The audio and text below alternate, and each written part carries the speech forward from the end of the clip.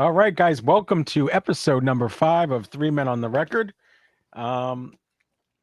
We have a special guest again this week. We have Chris from Rush Records, Hello, and everybody. let's let him introduce himself. Hello, I'm Chris Patterson. I am Rush Records, aka on Whatnot, and I love music and records and listening to songs and music and hanging out with friends and talking music. So thanks for having me, guys. It's awesome. I just started selling about 1.5 years ago. I'm coming up on 2 years in May. So it's been a fun ride. It started off as a buyer, and then next thing you know, here I am. So it's fun stuff. I just got the alert that we went live. That's exciting. Right. All right. So by the time And we're people live. know we're on, you missed the intro. Yeah. Let's see what else. I wanted to ask you a couple other questions. I think too was, how'd you become about roasting your own coffee? Because on his show he does sell coffee that he roasts.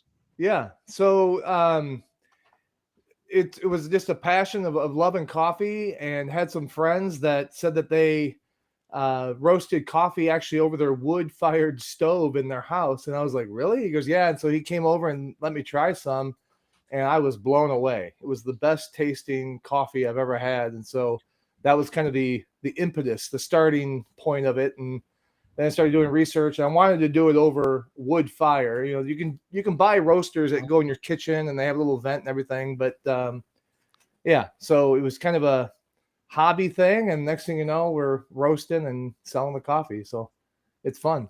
Started up as a hobby, and here we are. And how many pounds you buy at a time to do that? 65 pounds is in a box. So we buy usually 2 boxes. You know, when we buy, we'll just buy 2 boxes at a time. So about 130 pounds of coffee get delivered to my house. Wow. So and it's green beans, obviously. And yeah. So if you're looking for if you want to try it out, follow him on Whatnot, Rush Records on Whatnot. I got a question for Chris. What's up? Couldn't you find something better to do on your birthday? Happy birthday! This is the highlight of my year right now. Happy birthday! And it's me and my wife anniversary. And nice, congrats, Sean. Yeah, last year for my birthday, I had to suffer with one Jake, aka Gonzo Shenanigans. Happy birthday, Chris Patterson! This is a step up from last year. I mean, yeah, I saw Gilmore and everything, but We had a man, blast. Minus the spilt beer. yes. But I'm going to say this right now. It's awesome, and glad to be here. I'm glad we were finally able to make it work out. So it's awesome. Yeah, we're glad The to have you. server was amazing. He was the server at the Hollywood All I have Bowl. to say. Unbelievable. Out of this world. All right. So the next thing is we're gonna go over. So Jake and Scott went to the Austin Record Convention over the weekend, and we want to hear some stories. So tell us, guys, how was it? We'll just let Scott get in there. Well, ahead, it was that was the longest drive. I actually did a road trip. So round trip 3,100 miles.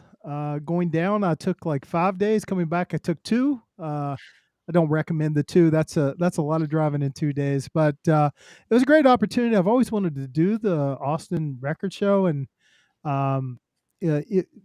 Jake was going to be down there, so we did meet up pretty much every day, and we picked together. And I fed him one day as I owed him a lunch, so I bought him lunch. Make But up the damage. probably the best story was one of the first, right at the beginning of the convention. We're picking through these records, and they said 6 for $25, This right? is stupid. 6 for 25. So I pick out like 20, 21 records. I'm like, okay, I'm gonna go pay for these. So I went to pay for them, and the guy goes, $20 for 21 records. I was like, really? He goes, yeah, it's early buyer's discount. So I go over and I tell Jake, he only charged me $1 a record for these records. He comes in and slides in very quietly. He's like, hey, just so you know, I just got these records for $1 each. And I look at him and I'm like, get out of town.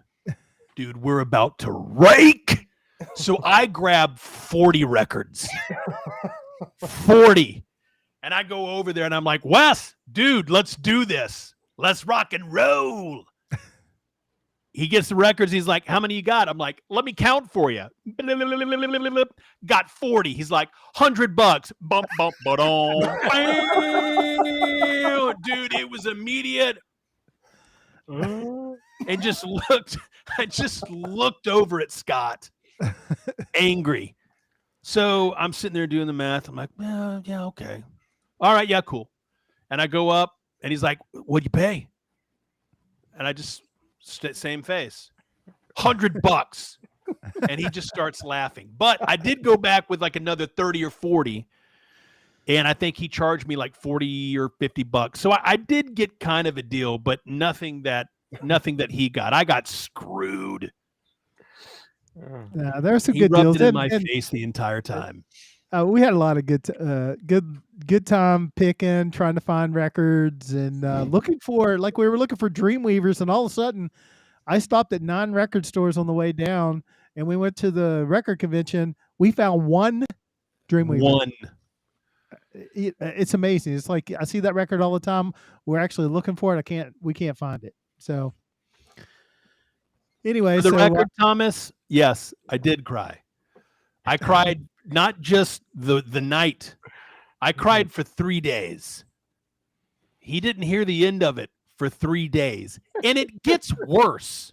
We could talk about that later. we had a good time. We had a blast. We did. And we ran into a couple of fellow whatnotters. We ran into the Dude Abides was there. We did. And D&D Collectibles. D&D hung out with us for a bit. Yeah. That was great. And asked Lionel for me. Richie was there as a seller, actually. Yep. They didn't ask for me. No. No one asked for you. Damn it. All right. So I think anything else you guys want to add, or are we just going to save stories for, next coming few weeks? Well, we can kind of do it towards the end, I suppose, and get into the other stuff that All right. frustrated me. So this is where we go into new acquisitions and recent new releases and recent acquisitions. And the birthday boy got a gift today. I And did. I know he wanted to show off what he got. Yeah. So I've been looking for this record for two plus years, something like that. And my wife surprised me like literally 30 minutes before we came on. And she got me a copy of Taste live at the Isle of Wight. And it's, if you don't know who Taste is, Rory Gallagher is the guitar player, and he was kind of like the lead guy in the band. So this is a 1971 UK original, and absolutely great power trio, just rock, blues rock, just all the way. So really cool dudes. You can see there's Rory on the guitar, just ripping it, and great album. Awesome stuff. Hard to find. Not a super expensive record, but hard to find for sure. So thanks to Mom of 5 boys and for surprising me with the birthday present. Now, the 5 boys, does that number include you? No, he's No, 6. I would be number 6. Okay. Just checking. Anything else? Did you get anything else this week? I did. I got a Grateful Dead Blues for Allah. This is a 1975 press. I got this off of Whatnot from Dig It Up. So Mark got it to me. So I was, That's a good sounding record. thankful to find it. Yeah. Franklin's Tower is the jam of jams on that. It's a good one. So yeah, 1975 original, and yeah, good one. All Okay, right. show my last one while Sure. we're at it. Go for it. The last one is, we listened to this while we were getting ready for the show today. Rufus Thomas, amazing record, 1973, soul and funk, and this thing just rips. 1973. This is Rufus Thomas, Crown Prince of Dance, and he is showing you the bottom of his shoes and cranking it. Great album, soul funk, fun. That's new within the last couple weeks. So Nice. And we were listening to it. It sounded really good. Scott, what did you get? We'll wait because we know what Jake's going to show. Yeah. Well, it seems like I've really been stuck on this Rolling Stones Sticky Fingers lately. I picked up my now 5th version of this record. I got the MoFi version. Got this at I got this at the in Austin actually. So great album. Good to have the MoFi. Also got this at the convention. The OG Automatic for the People. Not an easy record to find. And then because Jake flagged me over, he knew I love this record. This is a kind of hard MoFi to get. Toto 4. So this is probably like the 5th or 6th version of this record I own. And I'm interested to listen to the various versions and see which one I think sounds the best. All right, Jake, what do you have? Wouldn't you like to know I already know. what the Shinoinigans acquired during the convention? Let's just go ahead. The cat's out of the bag and show the goods that everybody should have been looking for that didn't. And that is the Rentals, Return of the Rentals, one of the top essential albums of all time. Now, of course, this is not a 1995 original. I think this is a 2017 or 19 unofficial press on red wax. Hard to find. And I found it. I found it. I went nuts. This was like the find of the show for me. I yelled it so loud, like people looked and was like, what's this guy going nuts about? And I ran over to Scott and had to do a photo. Immediate photo. And I got the photo probably pretty quickly. That was the first. The other two would be a pretty rare Paul Simon record, which is Paul Simon's Surprise. Came out in 2006. Hard record to find. Hard one to find. I don't know what you're laughing about, but Nothing. We're just glad you Just- can't read. Nothing. Yeah. up. Don't buy that record.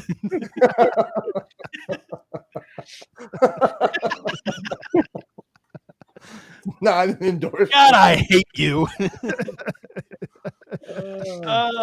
You should. This record is excellent. It sounds wonderful. But here's the one that I'm really proud of. And there's a real good story to this. But we'll talk about it towards the end of the show because the reenactment of it's just great.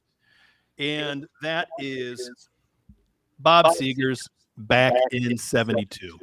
No, that one is a good album. Now, great album, hard to find in really good shape.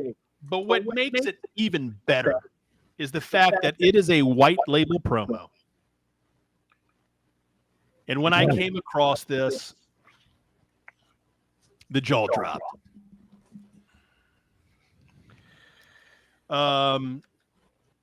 And I got it for a flippin' steal, but the story behind it was pretty funny. So those are my acquisitions. All right. I don't have a whole lot new this week. But I did finally got a copy of this because the OG was just so out of my price range for, I mean, I like Billy Joel, but I wasn't dropping $200 or more for this. But it is a really good record. So I got that. What else did I get? I got Toto. And we got Gordon Lightfoot's now playing. So if you guys, this is a Rhino Record Press. Rhino is doing some really great stuff now. I know if you've been in our shows, I know we've talked about it a lot. But Rhino is really stepped up. Before they used to kind of do novelty records, and now they've really starting to be more audiophile than what they were before. They have the Rhino Reserve. The Gordon Lightfoot was a Now Playing series, which is kind of the greatest hits collection. And there's many different artists on that Now Playing moniker. It is a great album. Yeah, and they just came out with the Warren Zevon Rhino Reserve. What was the other one you just got? I got the Doors. The Doors. So Greatest give hits. those Rhino presses a try, especially those Rhino reserves, and they're making some great stuff. And I will say you shouldn't be worried about buying those Billy Joel represses. They sound great. I have the box set. They're using the same stuff on Yeah. it. Great And I press. got two, one for me and one for my store. So, all right. So, where are we now? Anything else you guys want to add for the acquisitions? Or are we good there? Yeah, no, I do have one more that I forgot Okay. to show, and that would be the rentals return of the rentals. It's not a 1995 original, but let me tell you, I top think five. it's Kenny Burrell. If you want me to talk about Kenny Burrell versus the Rentals, Please do anything but. this is an audio file. Kenny Burrell. Blue Note. You stole It's candy amazing. from him. It's like you stole his candy. It's a tone poet. What's need to put cool that is it away has the artwork right of now. Andy Warhol on the cover. No one So, cares about that. Beautiful tone poet audio file. This is highly recommended. You know what inspired that album cover, right? What's that? Gary Wright's Dreamweaver inspired that cover. Did it now? All right. All inspired. 1-0, Chris. I'm 1-0, sure Chris. that Yeah, of course that will we'll come say up again. 1-0. We try, but I'm sure there'll be another rentals appearance at some point soon. So this is the part of the show where we go through what we call the 500 essential studio albums. We're not going for the best of. I know we always kind of phrase that sometimes, but it's really 500 records that we think that you should own. And we're not playing this is the best over this one, but things that we think you should be able to, that you should have or listen to. And that's what this 500 is all about. And who wants to go? We'll have our guest on the show go first with their first album, and All then right. we'll rotate. So, I believe that. So I'm going to share what my favorite records are from the band Rush, or my favorite record, I should say. It's a single record. It is Farewell to Kings and Hemispheres, because they're one album, folks. They are one album, and I will fight for this. So I'm suggesting two records, although it technically is, in my opinion, one record. The reason why is the end of Farewell to Kings, you have a track that is called Cygnus X1, and then the beginning of Hemispheres is Cygnus X1 Part 2. So they were intentionally designed to be one in the same album. And what's cool about this version of Hemispheres is that it is the rare translucent red vinyl. So Canadian press, Canadian band, beautiful, beautiful copy. I think that, and Hemispheres also has my favorite Rush song on it, which is La Villa Strangiato. So that is, I think, my one Rush album that I would say should be in an essential record collection. Huh. That's interesting. I was surprised when you came back with that. So I think there's a lot of people out there, and more Rush records might make it in, but why not something like Permanent Waves? Or they're all phenomenal. I picked the record that had my favorite song on it. I had to be consistent with, La Villa is my absolute favorite Rush song. And I also think that this is when they really hit their prog style. So I think they the records before this I absolutely love. I love their early stuff, but they said it themselves. We were just trying to be Led Zeppelin, and so I think that Farewell to Kings and Hemispheres is when they really hit their prog stride, and 21. So Caress of Steel is when they started making that shift, where they started kind of experimenting with prog, 2112 is when they really nailed it for the first time. And then comes Farewell to Kings. And this is where they are full on. These two albums together is when they really nailed the prog style that they're known for today. So, Yeah. And are you going to see them? I am going to be Nice. June 28th. We'll be in Fort Worth going with Jake, and it's going to be a fun. blast. Jake, So too. my wife and my oldest son are going to join us, and we're going down there and be a blast. We'll meet up Nice. with Lyle too. El Hoff. We're meeting up with Lyle in December also for December, Billy yeah. Strings. So we're going to have some fun. All right. So, Jake, what is your? I agree with what Gerald Tucker said there, by the way. Sorry. Just Oh. I agree. Oh, there's what he said right there. So Jake, you are up next. Lovely. Well, let's start it off. I think we should do it right. Let's focus on record number 1. Sorry about that. Let's just go ahead and get that out of the way real quick. These were other transactions. We're going to start with the album that started it all for the Gonzinator, because this was the very first concert that I attended in 1985, summer of 85, I think. I think I was almost 9 years old. And that would be Heart's Self-Titled. And, I wasn't obviously a big Heart fan at 9, is because my aunt got tickets, loved Heart. She wanted to take her nephews, so she took my brother and I. And her boyfriend Bobby came with, and I idolized him. I thought he was the coolest guy, and I remember he put me on his shoulders. The people behind us were ticked off, but I remember he grabbed me and put me on his shoulders, and I could see Ann and Nancy just tearing it up, and I fell in love. It blew my mind. It was a great experience as a 8-9-year-old kid for the first concert. So there's sentimental value here, just because I was here during kind of like their peak of the 80s, right? I mean, this sold, I think, worldwide probably over 3 million copies. I think they did approximately 1.5 to 2 million copies in the US.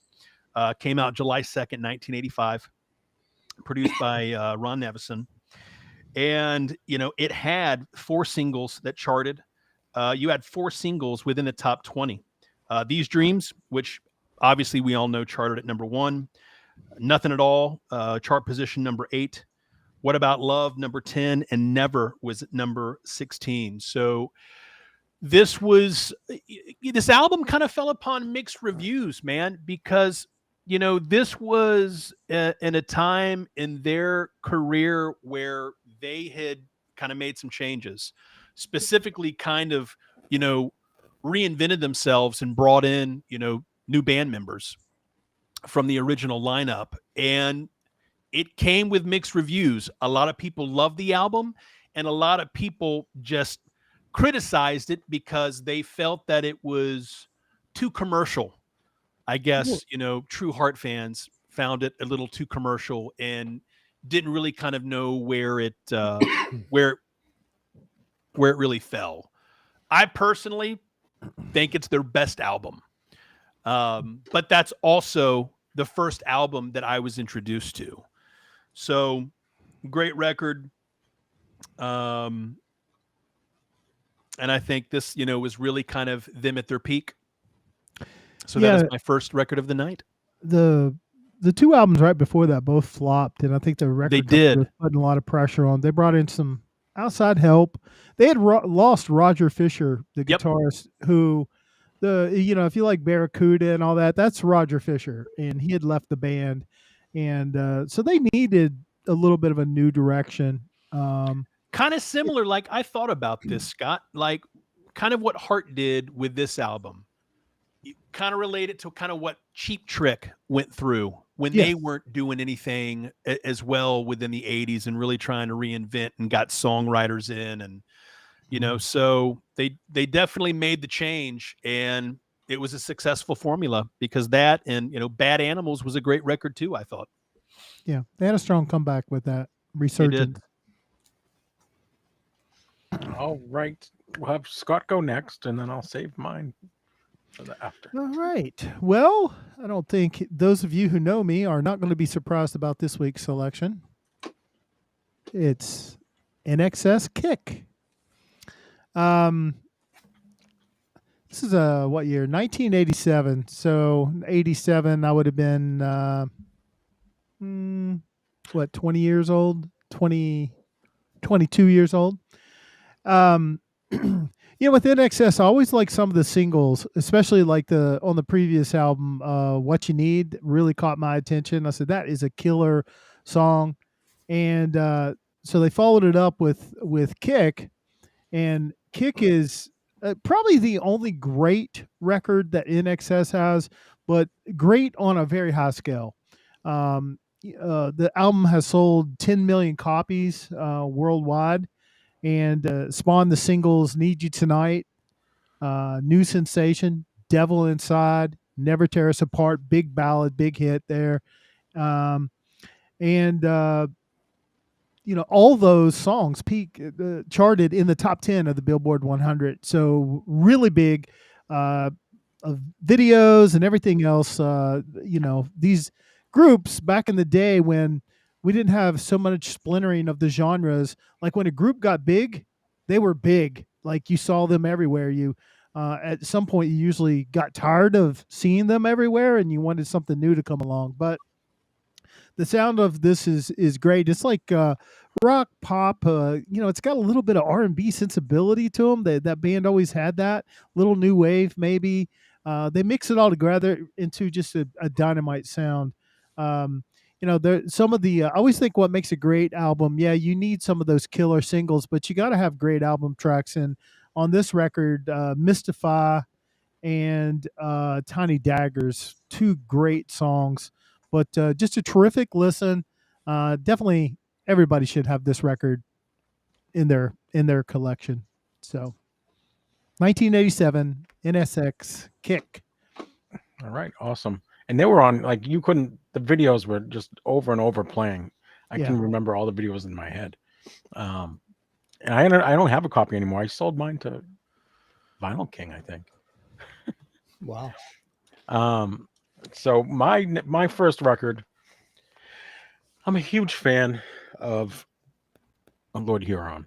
As you can see, I have another one. This is their new album, just came out. I haven't heard it yet. This is their second album. The first one was Lonesome Dreams, and it's a very unique sound. I mean, it's almost Americana. It's like soundscape because it's soundscapes, and it just has this eerie sound throughout the whole thing. But there is stories from record to record, and it didn't chart. I mean, it became number one on the I think adult contemporary chart, but I mean, it only sold 300,000 copies when it first came out.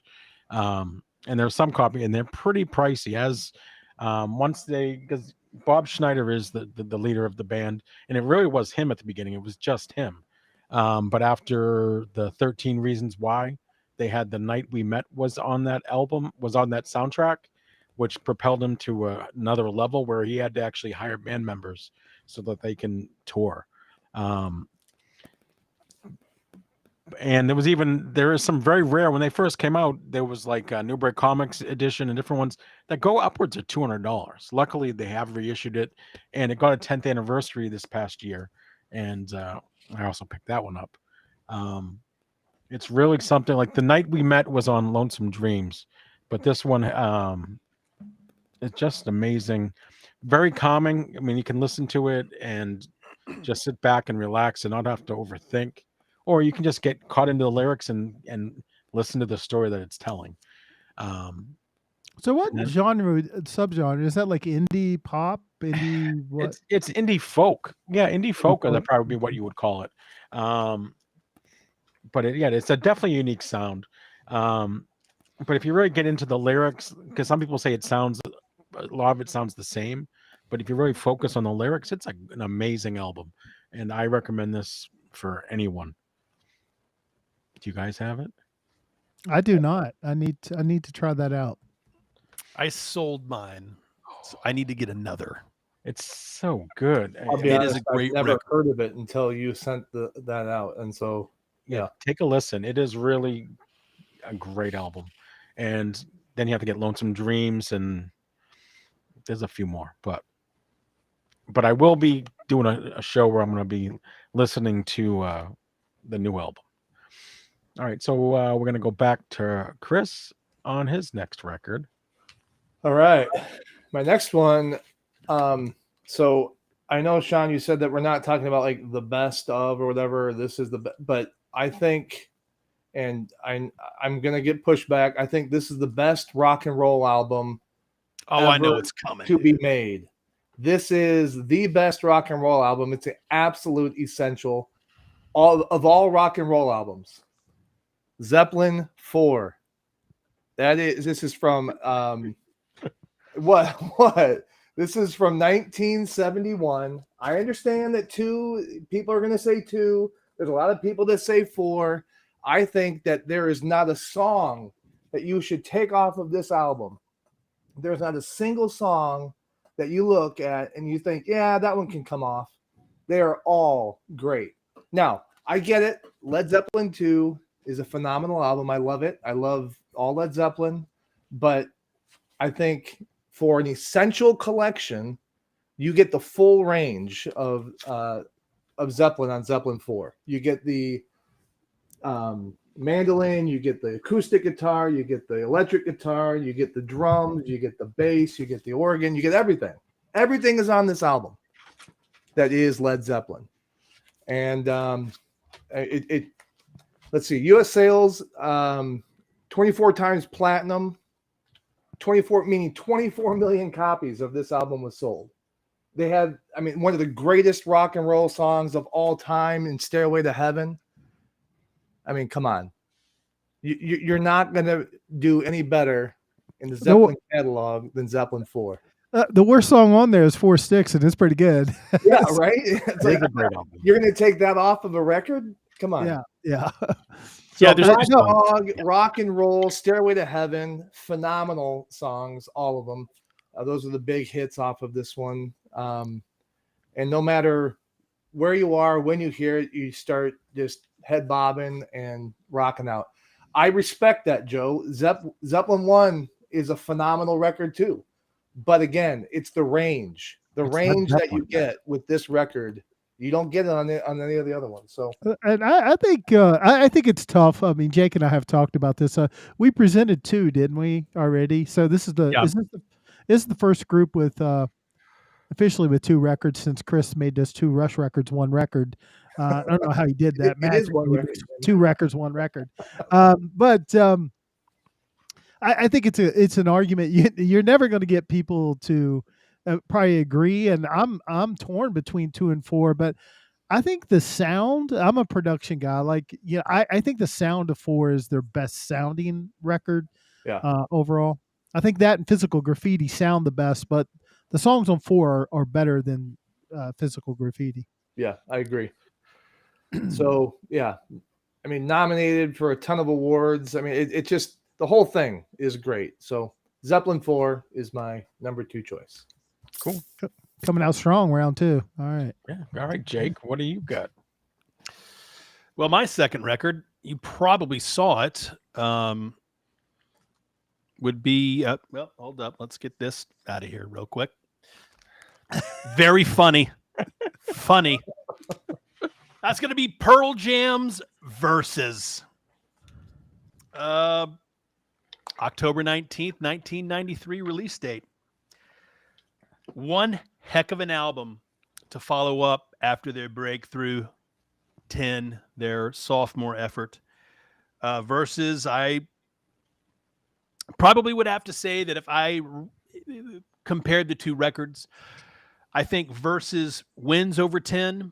It's been 30 plus years now since 10 has come out. And, the one thing that I always go back to when I listen to a lot of these, the grunge movement, when alternative rock was finally kind of starting to evolve from grunge. I think I told Scott this. I always felt that Versus, in my opinion, is what really shifted music from grunge to alternative. And they had 4 top 40 hits. They had Go, which great song to open an album with. Daughter, position number 36. Animal was number 31. Best charted at 27. It debuted at number 1 on the Billboard Top 200, and it stayed on there for multiple weeks. The one thing I guess you could say that I love about this record compared to 10, and why I think it's my favorite, is that it just has a more aggressive, raw sound compared to 10. And I remember there being a lot of mixed reviews on it. I loved it. I think it's probably their best. And I agree, Johnny. I think it is their most aggressive. And it definitely, it was nominated for Grammys. It didn't win anything to my recollection, but I do think that this is probably one of the greatest albums of all time. Definitely by far Pearl Jam's best. If Lyle did do that, Tom, I have to tell you, he did it at the right time. Jake did it at the right time. I'm going to say Versus number 1. I'd love to be able to do a top 5 Pearl Jam, because Versus by far number 1, right? You know, you think of those first 3. You think of 10, you think of Versus, you think of Vitology. I think No Code really was when things kind of started to take a turn, but their first 3 were phenomenal. Versus number 1. And what a great time for music. Johnny, he made that mention of 1994 being like one of the best years of music, but I really think from 91 to 94, everything seemed to be a home run. And this is no exception to that rule. Probably some of the more animated discussions Jake and I have had over the 500 was Pearl Jam. I told him I don't like 10. I don't like the sound of it. I don't think, I'm a big Pearl Jam fan, but didn't like 10. Like Versus, and Vitology is my favorite. So we went back and forth, and like I said, we got 500 albums. So a band like Pearl Jam probably will get a couple in. So we both agreed that even though I still listen to 10 and I love and enjoy it, I feel now, 34 years later, going back and listening to it, I feel like it kind of got left behind. I put Versus on, I want to rage, right? So when I saw you picked Versus over 10, I showed it to my wife, Jeannie, and I said, he got this exactly wrong. Like 10 is the better out. Like, what's he doing?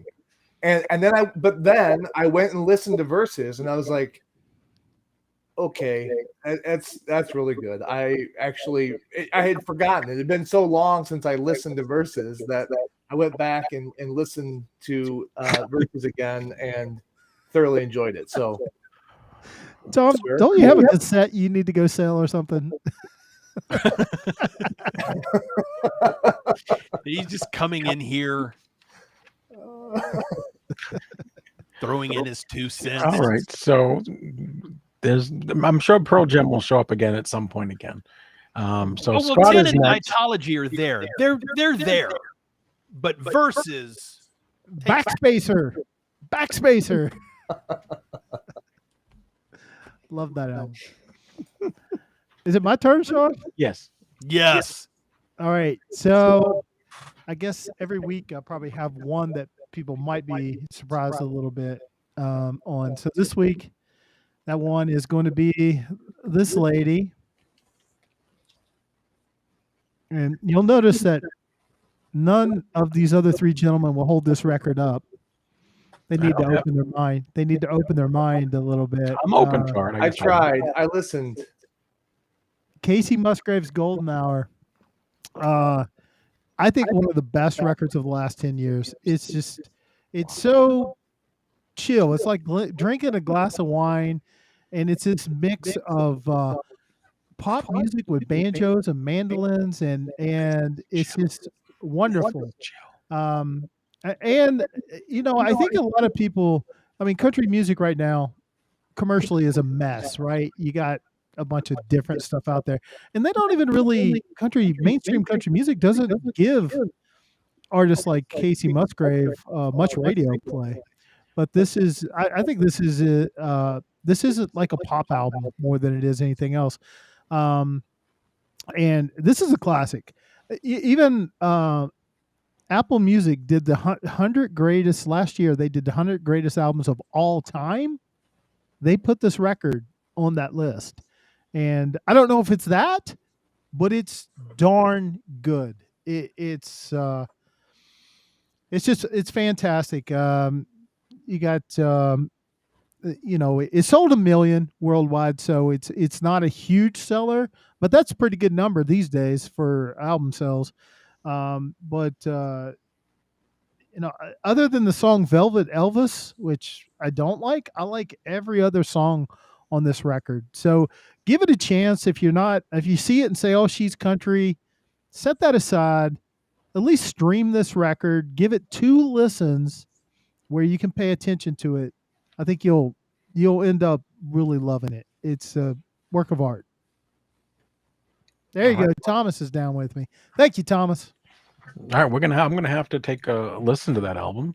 Or did Thomas mean like you're on something?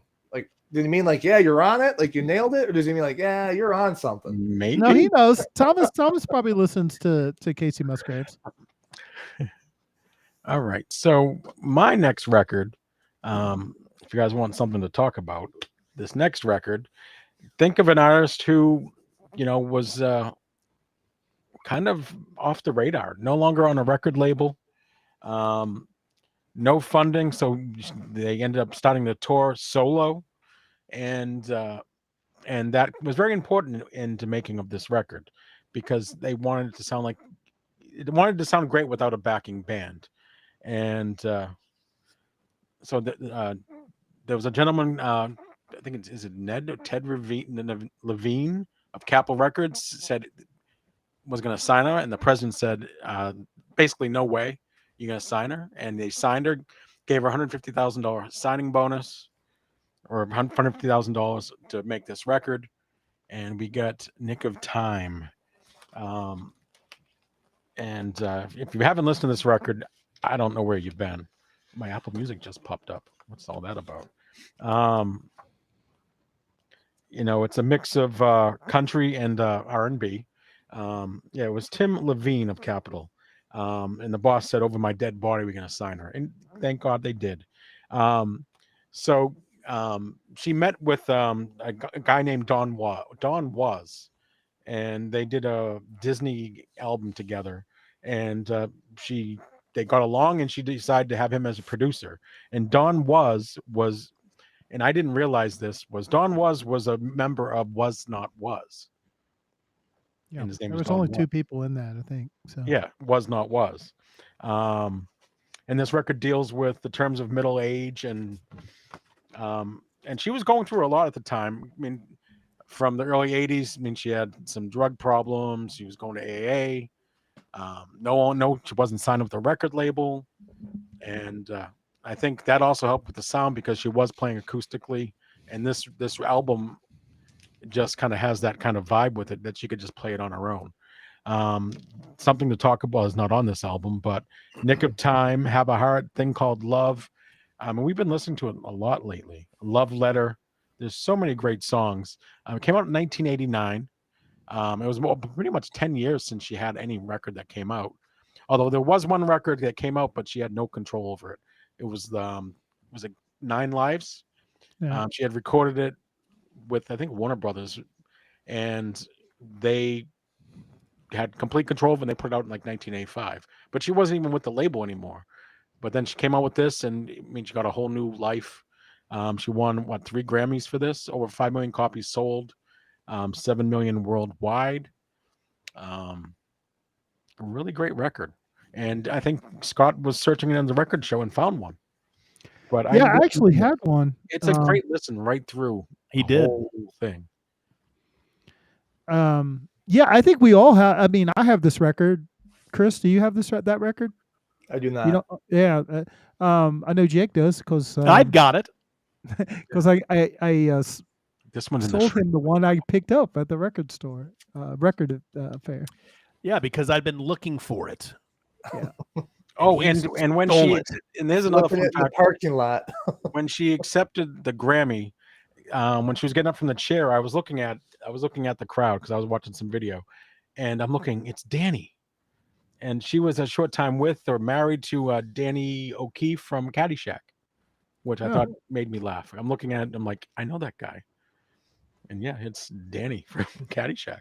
And she doesn't look like she's aged in like 35 years. I don't know what's going on with her, but Well, she's gone through a lot, and I'm glad that she made it come back with this. And then she was nominated this past year for some awards. yeah, too, she was so, best blues album, I think. yeah. And BB King considered her one of the best slide guitarists, and she's considered one of the top 100 guitarists. Also, so She's don't- phenomenal, man. don't sleep I think on, she's highly Bonnie Raitt. underrated and doesn't get enough credit. Yeah. She is an Yeah. amazing blues guitarist. So if you're just looking around and saying, "Oh, everybody loves to buy a great album, right?" If you don't have that album, go look for it. You could probably get it for $10, $12 in good shape. Phenomenal album. All right, so we are back around to Chris. Alrighty. So next up, I don't know, have you guys had any jazz albums in the list yet? This I don't will be think the so. first. Asian All number right. one. So Still even next Asian. up, I think this is the gateway drug to jazz right here. Dave Brubeck, Time Out, the Dave Brubeck Quartet. This is the music on vinyl version of this. This was when I first started collecting records again. This was one of the very first that I went out immediately and picked up. I think it's absolutely a phenomenal record. It's got so this is from 1959, Columbia record label. It's been certified gold, and let's see, has Take 5 and Blue Rondo a la Turk on it. Take 5 was actually not written by Dave Brubeck. It was actually written by Paul Desmond. So it's one of the Dave Brubeck Quartet's most famous songs, and it wasn't even written by Dave Brubeck. So little tidbit for you, But- little trivia. But Desmond is a famous jazz guy, though. Yeah, saxophone player. So Yeah. phenomenal track, phenomenal song. But I think you cannot have a record collection and not have this album in it. The cover is amazing. And yeah, great song. Paul Desmond was actually asked when he first, when Brubeck first came and played, and Desmond heard him play. Brubeck was playing two different keys at the same time on the piano, and they asked Paul Desmond what he thought, and Desmond said, "quote We thought you were certifiably nuts." And then Paul Desmond started playing along with them, and that was the moment that they realized that they were going to have a long-term playing partnership and relationship with one another. So they were able to just kind of feel one another and play off of one another a lot. So the Dave Brubeck Quartet, Time Out. What's cool on this is that everything is in different time signatures. So most of the things on here, so Take 5 is in the 5/4 time signature. If you listen to the bass line, you'll actually hear it. He'll play the 5, the 1, I'm sorry, the 4, the 5, and then the 1. Boom, boom, boom. And he plays those three notes over and over and over the whole way through, keeping that rhythm section tight and together. So phenomenal track, phenomenal album, wonderful stuff. There you go. The first jazz album. It's one that I always suggest if if you want to get into jazz, it's a good entry into jazz. Yeah, I know Sean has it. I have that. It's a good, I it's. Didn't you buy? I had a nice cup. I think you bought Acoustic Sounds or something. Yeah, I probably did. Yeah, it's a of the 500, you were going to have some jazz records in there, and I appreciate Chris coming on. I think I don't quite feel comfortable on the jazz because I like it, but I don't know a lot about it. And we'll have some more guests. I know jazz is kind of their thing, so we'll probably get you 20 essential jazz records that you should try out. So thank you, Chris, for being the first jazz. And I have one not like my first foray into jazz was was Miles Davis's "Bitches Brew." Yeah, And that is not that way is to not the start. first album. Yeah, Because it's unique, it's different, but it won't get you into jazz. It might turn you away. And Yeah. maybe as you learn jazz, or listen to more jazz and get used to it, maybe you'd branch into that. Yeah. But because it's Miles Davis, and you hear, I've heard about Miles Davis, and you get that one, you're gonna be like, huh? This Yeah. is jazz. Hey, So I don't think start Chris, there. This is I a think great Chris album to start. Chris probably picked the most accessible jazz record. That's very accessible. I think maybe Art Blakey, Monin is another one that practically anybody could get into. This is another one that's great that you should check out. I mean, there's a ton of great ones. I could have picked anything. I wanted to pick something that is an absolute essential that every record collection should have. And we're talking about 500 records. Brubeck, you cannot. I mean, it's like one of the first names you go to, and Take Five is amazing. So, anyway, I agree. I mean, the first show that the first show I was in, when I first went into Sean's room, the first jazz album he pulls out was that record. Oddly enough, and he said the exact same thing. Anybody who's getting into jazz, y'all know me, I've never really been much jazz, and have slowly kind of, dipped my feet into it, right? But it's funny how saying that, it seems like now everybody that comes in says, if you're dipping your toes into jazz, this album is a good place to start. And Chris, I want to thank you for your recommendation on Chuck Mangione's Fun and Games. Thank you so much for sending this to me. Give it all you got. Great opening jam. I've been dancing to it all day. In fact, my wife threatened to divorce me if I didn't turn it off, but I just kept moving. Just kept shaking. Thank you. My wife does that to jazz and Rush. Yeah, we were talking about Chuck Mangione with my wife today, and she saw him at running through a casino. Listen, just randomly running. Is it, some of that kind of late 70s, 80s kind of, I call it Chaz, kind of cheesy jazz, but you know what? I kind of like it. I don't dislike it, but when your wife is a good yelling, you got to listen. Happy wife, Chuck happy has life. Chuck has a bit of a funky side to him too. Like there's He like does, that 70s, which is kind of what I like. kind of disco, funky jazz type stuff. that he's Yeah, I got kind going. of dig that. He's an amazing musician too, Chuck He Mangione. is. And band leader, and I mean, he was unbelievable. Okay, So, we probably need to move on. We have 12 people watching, and 3 people have threatened that they hate jazz and are leaving. go for it. Next. All right, Gonzo, you are my people.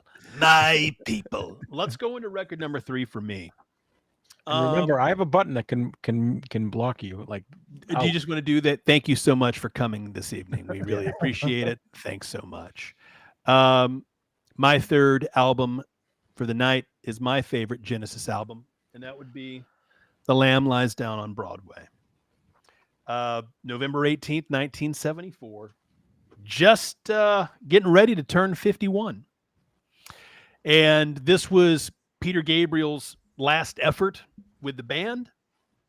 But this was really, man, I've kind of thought about how I really want to category, put this in like a particular category, because it's not like the typical Genesis prog albums that we're used to with, Foxtrot and some of the earlier records. But this was like, a conceptual, kind of prog record, if you will, right? But it was based off of, I guess, a young man. I think it was somebody named Rael that goes through a journey in a dream like New York, and the whole narrative is just it deals with themes of identity transformation and the contrast between urban life and personal introspection, right? Which is all very Peter Gabrielish type stuff. And I know that during the process, the making of the record, there was a shift that was changing within the band. I think Peter Gabriel was starting to feel the need to branch out and move onward, I guess, from Genesis. I know that he, at the time, his wife was pregnant. He was getting ready to have a kid, and I think the birth of their child was bad, and like there are a lot of stresses on the line, a lot of factors that was taking him away from the band. And Tony Banks and company were really putting a lot of pressure on him to, hey, listen, it's kind of like like an us or not us type scenario. And I think he got so stressed to the point that I think he went in, they did the tour, did the last concert, and eventually just said peace out and hit the road.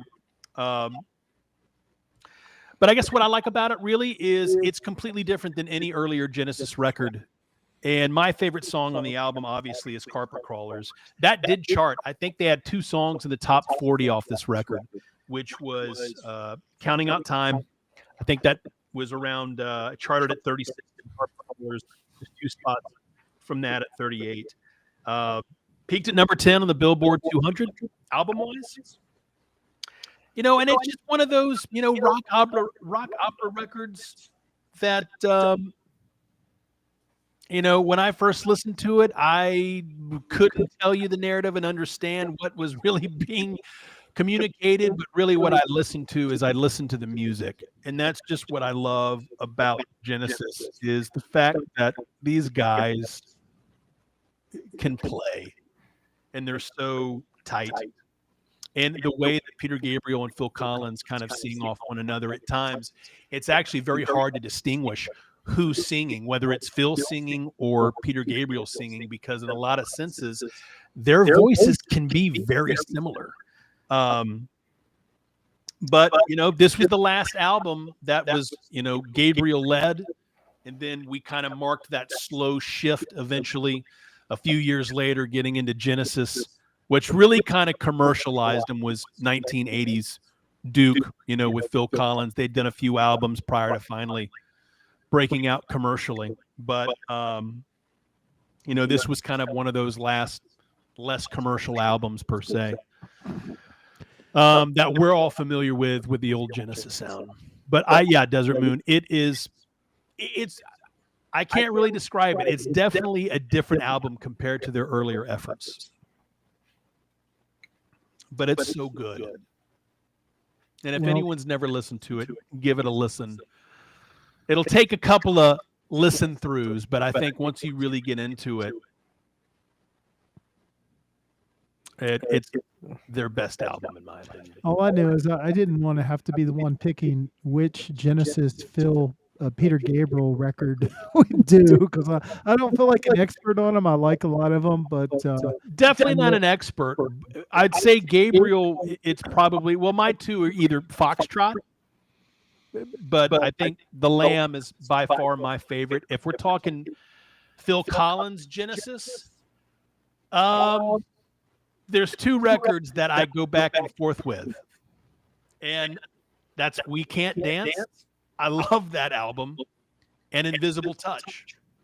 Invisible Touch would be for me. Invisible Touch is probably their most commercial, album, highest selling. But I think those 2 are my favorite Genesis Collins era. Self-titled for me. That's the one I like. So. Yeah. But again, those can be in the essential. They'll probably come around again. Yeah. Invisible Touch will definitely be there.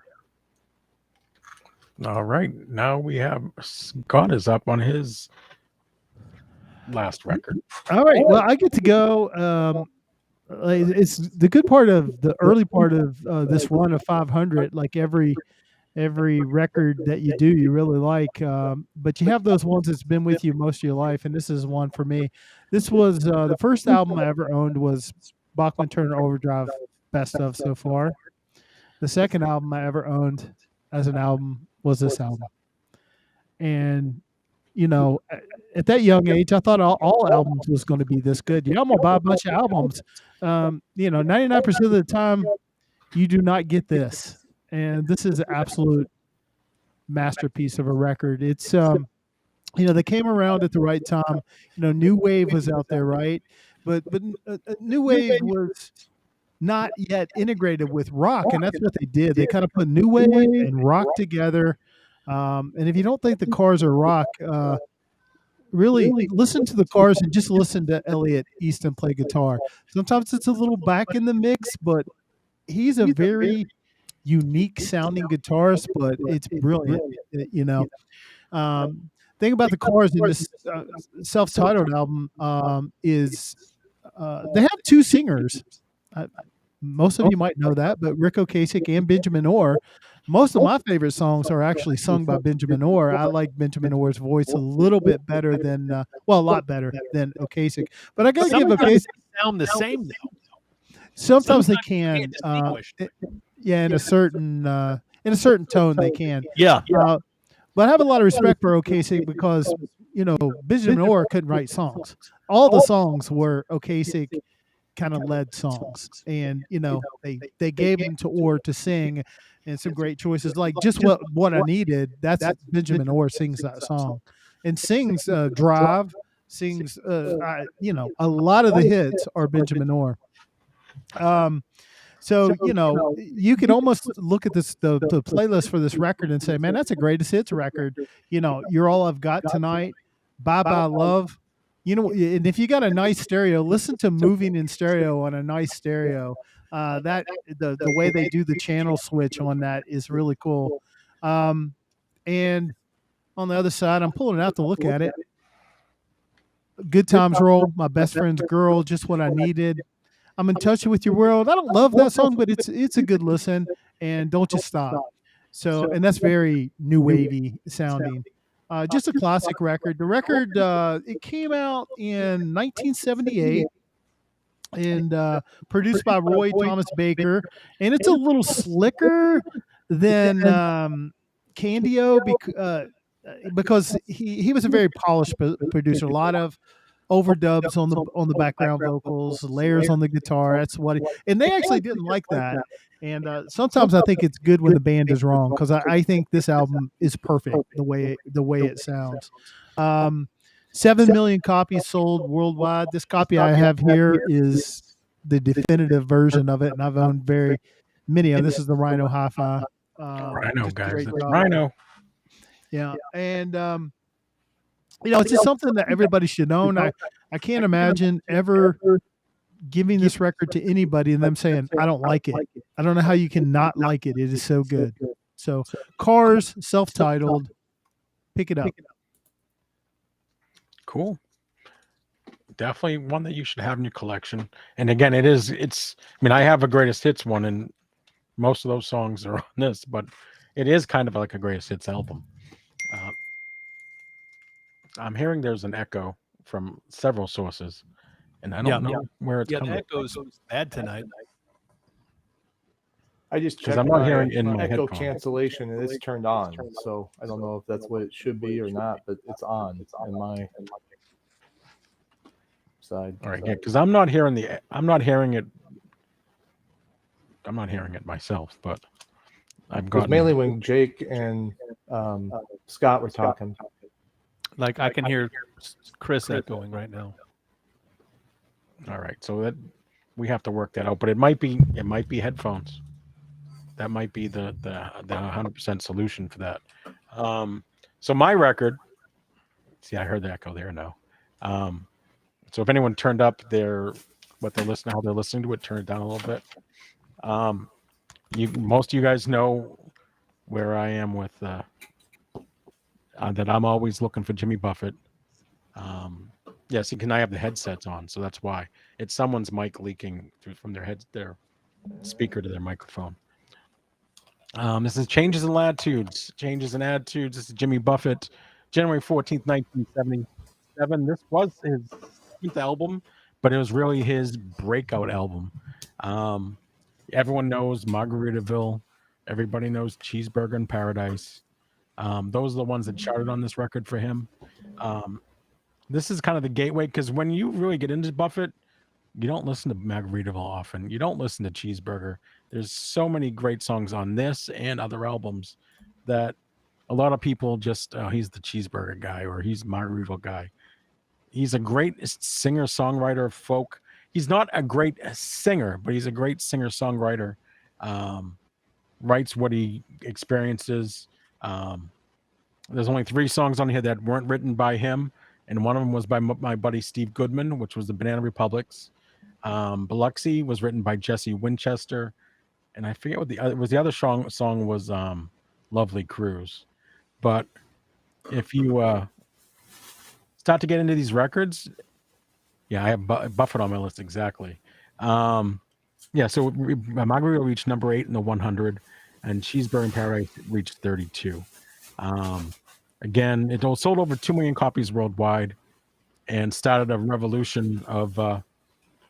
He for many years was the highest grossing tour in the country, year after year for many years.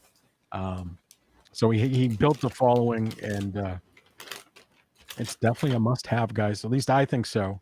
But overlook Margaritaville and Cheeseburger, because I mean, there's so many great songs on this one and other albums. And this is the beginning of escapism from the woes of life or the weather. This was talking about a warmer climate. He's the exact opposite of Bruce Springsteen, where he is the exact opposite of Springsteen. Because he escapes, he's not working.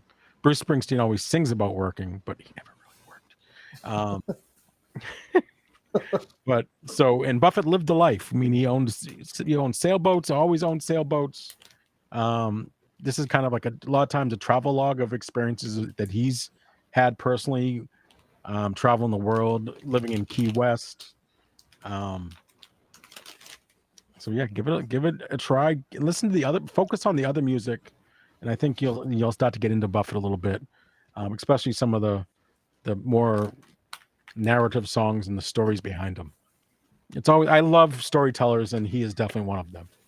This is a good example of us not picking our favorite, because I know this isn't Shark's favorite Buffett album, but we are trying to pick records that we think are accessible to people, to give them a sample of what an artist is about. I mean, and take Rush for example. I mean, that's a good example of the prog, but then you got the middle era, then you got the synth era. I mean, they had different sounds, and just because you don't like, if you pick up those records that Rush had, you might love them or you might not. But if you try something in a different era, like the Heart, that 2 eras of Heart in my mind too. Mm-hmm. So I think that's a good choice for trying out Buffett and seeing if you're gonna like it.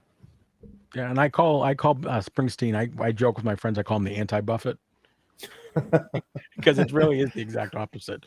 Yeah. So that wraps up our records, guys. So you can kind of talk among what did you agree with, what did you didn't agree with. The next segment is this is where Jake challenges Scott to listen to 5 records from a particular artist, and then he reports back and comes up with his list, and we rarely agree with him, and it's okay. But I'm always right. Ever since that Van Halen debacle, that was rough. Bad. That was rough. That was bad. I need Chad here. He defended me. 1984 is not Van Halen's best record by far. Number 1.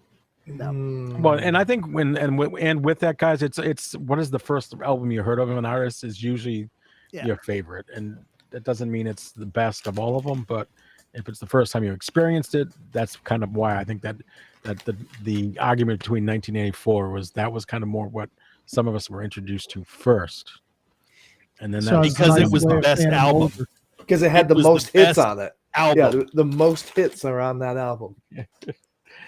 All right, so what were the 5 you had to do this week? You're not helping. Uno. Not helping at all. Sorry. Thank you, Chris. Thank you. I do have a lot of Gonzo candy though too. Oh, look at that. It's going to be a success, that candy. It's going to be a hit. All right. So I think we announced it. So Jake's challenge, and I can't wait till the shoe's on the other foot, we're probably safe until the rentals somehow miraculously make 5 albums. We're probably good to go. It's Uh, worthy, dude. Um, Worthy. But the challenge this week was Springsteen, which like the Stones, that's one of my favorites. Springsteen is one of my favorites, and it was kind of nice because I had so much driving to do on the way back. 1,500 miles, which took me 13 hours to drive. I went through several Springsteen albums, some of them twice. And those of you Drive to that Nebraska. are watching these segments, I would say what you think about an album might not be the same as listening to it again. When you start listening to these things again, and there might have been 10 years between the last time you listened, you will have a different perspective on these albums. And I think my ranking tonight will reflect a little bit of that. The drive changed my mind on a few things. Not what was going to be number one, but the other ones moved around. So let's bring up the Springsteen PowerPoint here. Before we go in, Jeremy's question: does the most hits make the best album? I don't think so, because Not necessarily. Yeah. I think it's the cohesion throughout the whole album, really. Lucky Town number 5. Yep. Lucky Town number 5. All right. So this album it came out while I was in Germany. I remember buying it actually for some reason. I was at the Frankfurt PX when I bought this one and Human Touch. This one and Human Touch came out on the same day. And Lucky Town is in here. And Lucky Town, between the two, Human Touch is a more polished album.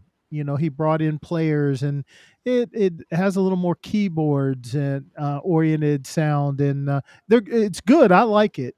But this album is just a little more raw. It's a little more just a basic band playing straight ahead Springsteen type Heartland rock and roll.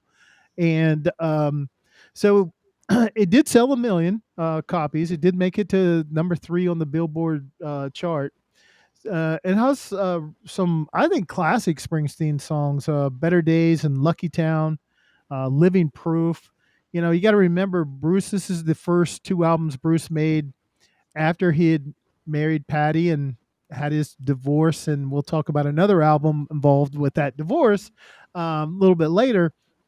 And he's almost like thankful. There's hope. There's some really good themes that come out of this record, and the critics basically, most people like this record more than Human Touch, and I would agree, just because it has a more real feel to it.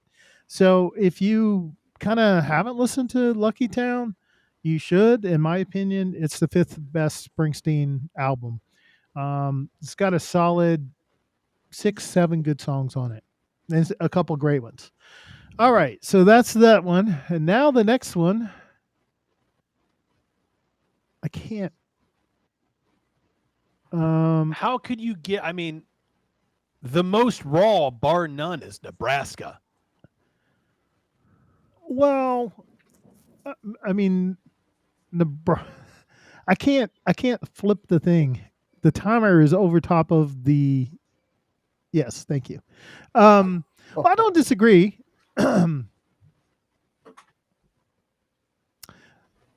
So let's talk about Nebraska. Look at that. Timing. What? So Nebraska, if music had a genre called noir, like film does, this would be a noir album. It is dark, Raw. Raw. Yeah, album. it's raw because of the way it's recorded. It's a 4-track recording that he made at his house, intended to be the demo for the band to pick up. And with the anniversary release of the album, we're learning, and I think Springsteen learned, he had forgot they actually made some of these songs electric. And I listened to, I didn't buy the deluxe edition anniversary, but I did listen to them on streaming, and they definitely made the right choice to just leave this a very demo sounding record. It fits with the mood, the tone of the record. It's just him, a harmonica.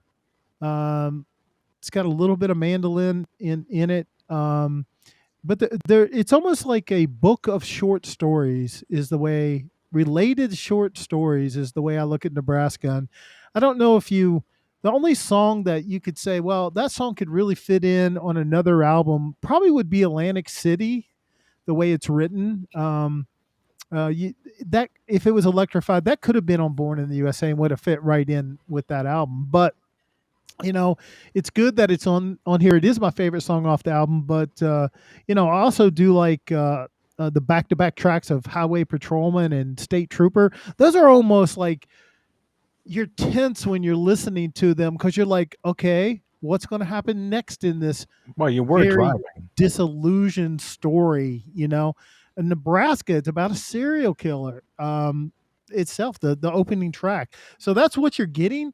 You're getting a lot of stories about when things didn't quite work out. Like every song has a little sense of hope that it's going to turn out, and then it turns like no, didn't turn out the way they thought. There's something miserable happening. But I don't know another record like Nebraska that and kudos to him for figuring out I'm just going to release this thing. Probably I haven't seen the documentary yet, but I'm going to say the record company was probably not thrilled about that. Atlantic City was the single off the record, and but I'm not a big fan of just acoustic stripped down stuff, but the lyric writing and storytelling in this record is really superior. You can I think Springsteen's one of the top 5 lyricists of all time. He's just amazing the way he tells who stories. does Atlantic City better than Springsteen? That's the band. I think their cover is 10 times better than his. Well, yeah, I've heard a couple good covers of Atlantic City, but I think the definitive version is if you go out and listen to Springsteen. Remember MTV was doing the Unplugged series? Yeah. And they were going to have Springsteen, and at the last minute, he changed it up and made it plugged. Like they marked out the and he came out with the band. They did, I'm going to say, a Born in the USA version of Atlantic City. If you haven't heard that, you can hear exactly what Atlantic City would have sounded like on the board. I mean, it has the keyboards, it's cool sounding. And that's the one I put on my playlist is the one from that record. I like this one, but the other one kind of fits better on a playlist. So anyway, Nebraska, number 4.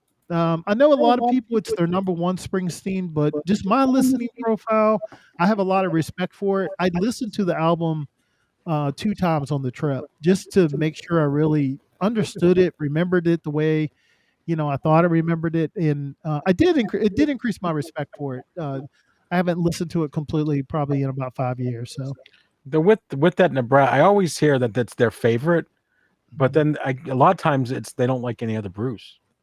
Yeah, it's either like that and nothing, which I'm not at that camp, so I can understand where you put it at 4. I mean, Nebraska really is like that is his Beatles Let It Be Naked. I mean, how bare can you be? Yeah.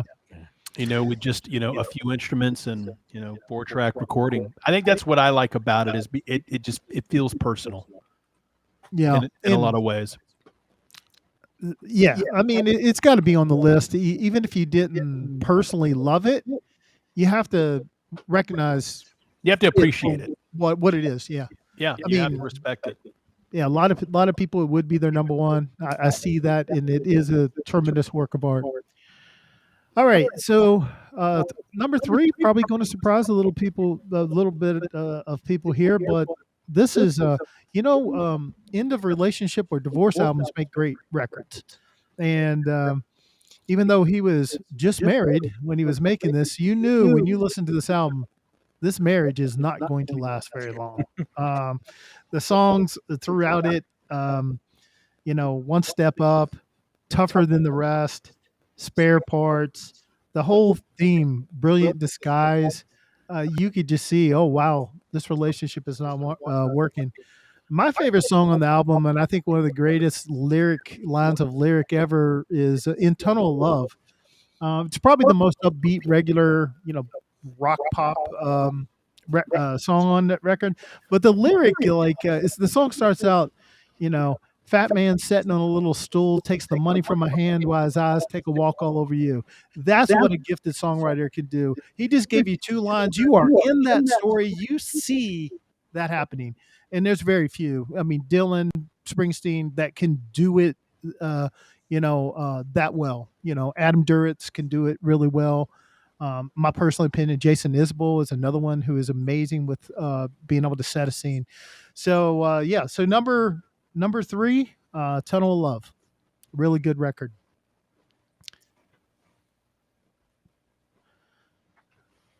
All right, number 2, Born to Run, and this is where I was really struggling between Born to Run and Darkness on the Edge of Town. And since Chris invented this feature, I'm going to include it.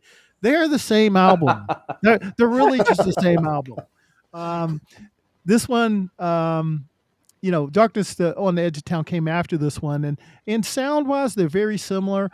You could almost make the case that maybe Darkness has a little more quality, number of quality songs on it, but this record has 10th Avenue Freeze Out. So, the first time he was really incorporating that R&B sound. He's a big R&B fan, and he incorporated that, with Clarence the Big Man, bringing that sax in there. It sounds great.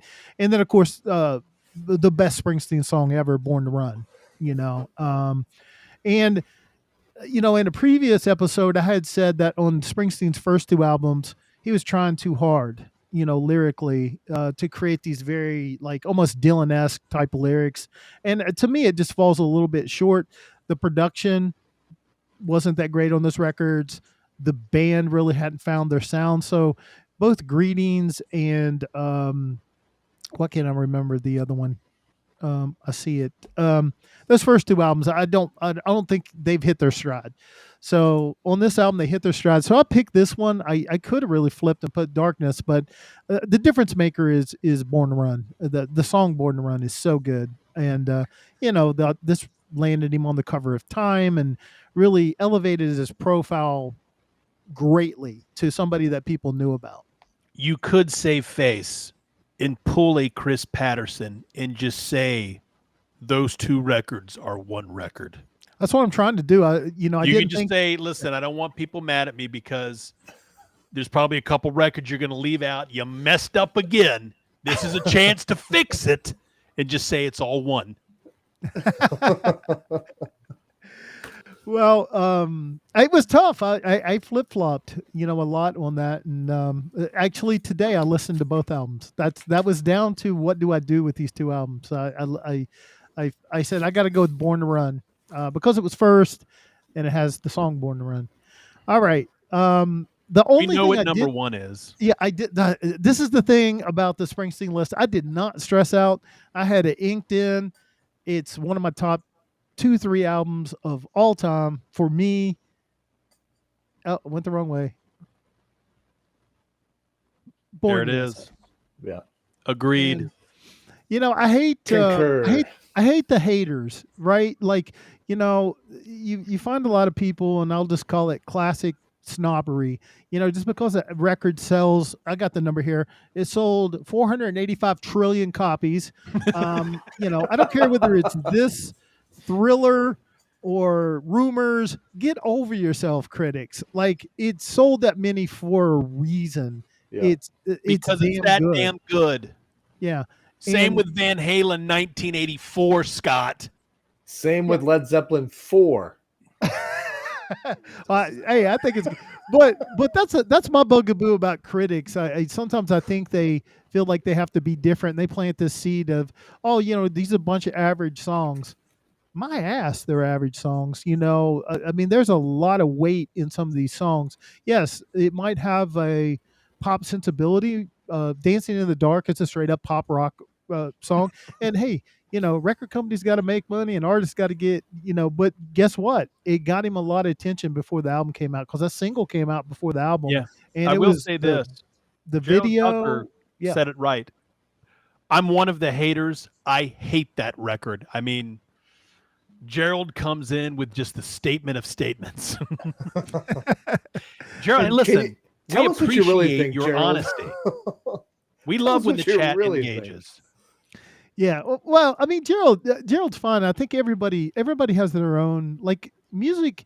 Not most of the time you can't like learn to like a music, right? Like it either strikes your soul or it doesn't. The only thing you control is how open. Am I going to put the record on? Am I going to listen to it with an open mind? If it doesn't, the best music hits you somewhere inside, right? And I that's there's not a single album that's going to appeal to everybody, but for me, this one is it. I don't know that I could do it now, but at one time I could. I knew every single word, every single breath, every single part of this. I played this record so much in 1984, and Not Van it's Halen. 19. Another great year of music. yeah, this was much phenomenal year superior of to an music. album that came out in January by a little poppy band called Van Halen. But it was easy for me. I don't even think it's close as far as what's the best album. The songs. This is how good this is how hot he was as a songwriter at the time. Now, Born in the USA actually came out of the Nebraska sessions. And if you listen to that version, thank God they didn't put it on Nebraska because this is, the big anthem sounding of that Born in the USA was killer. But there's a song, Murder Incorporated, which showed up on the Greatest Hits CD, is a great song. That was part of this session.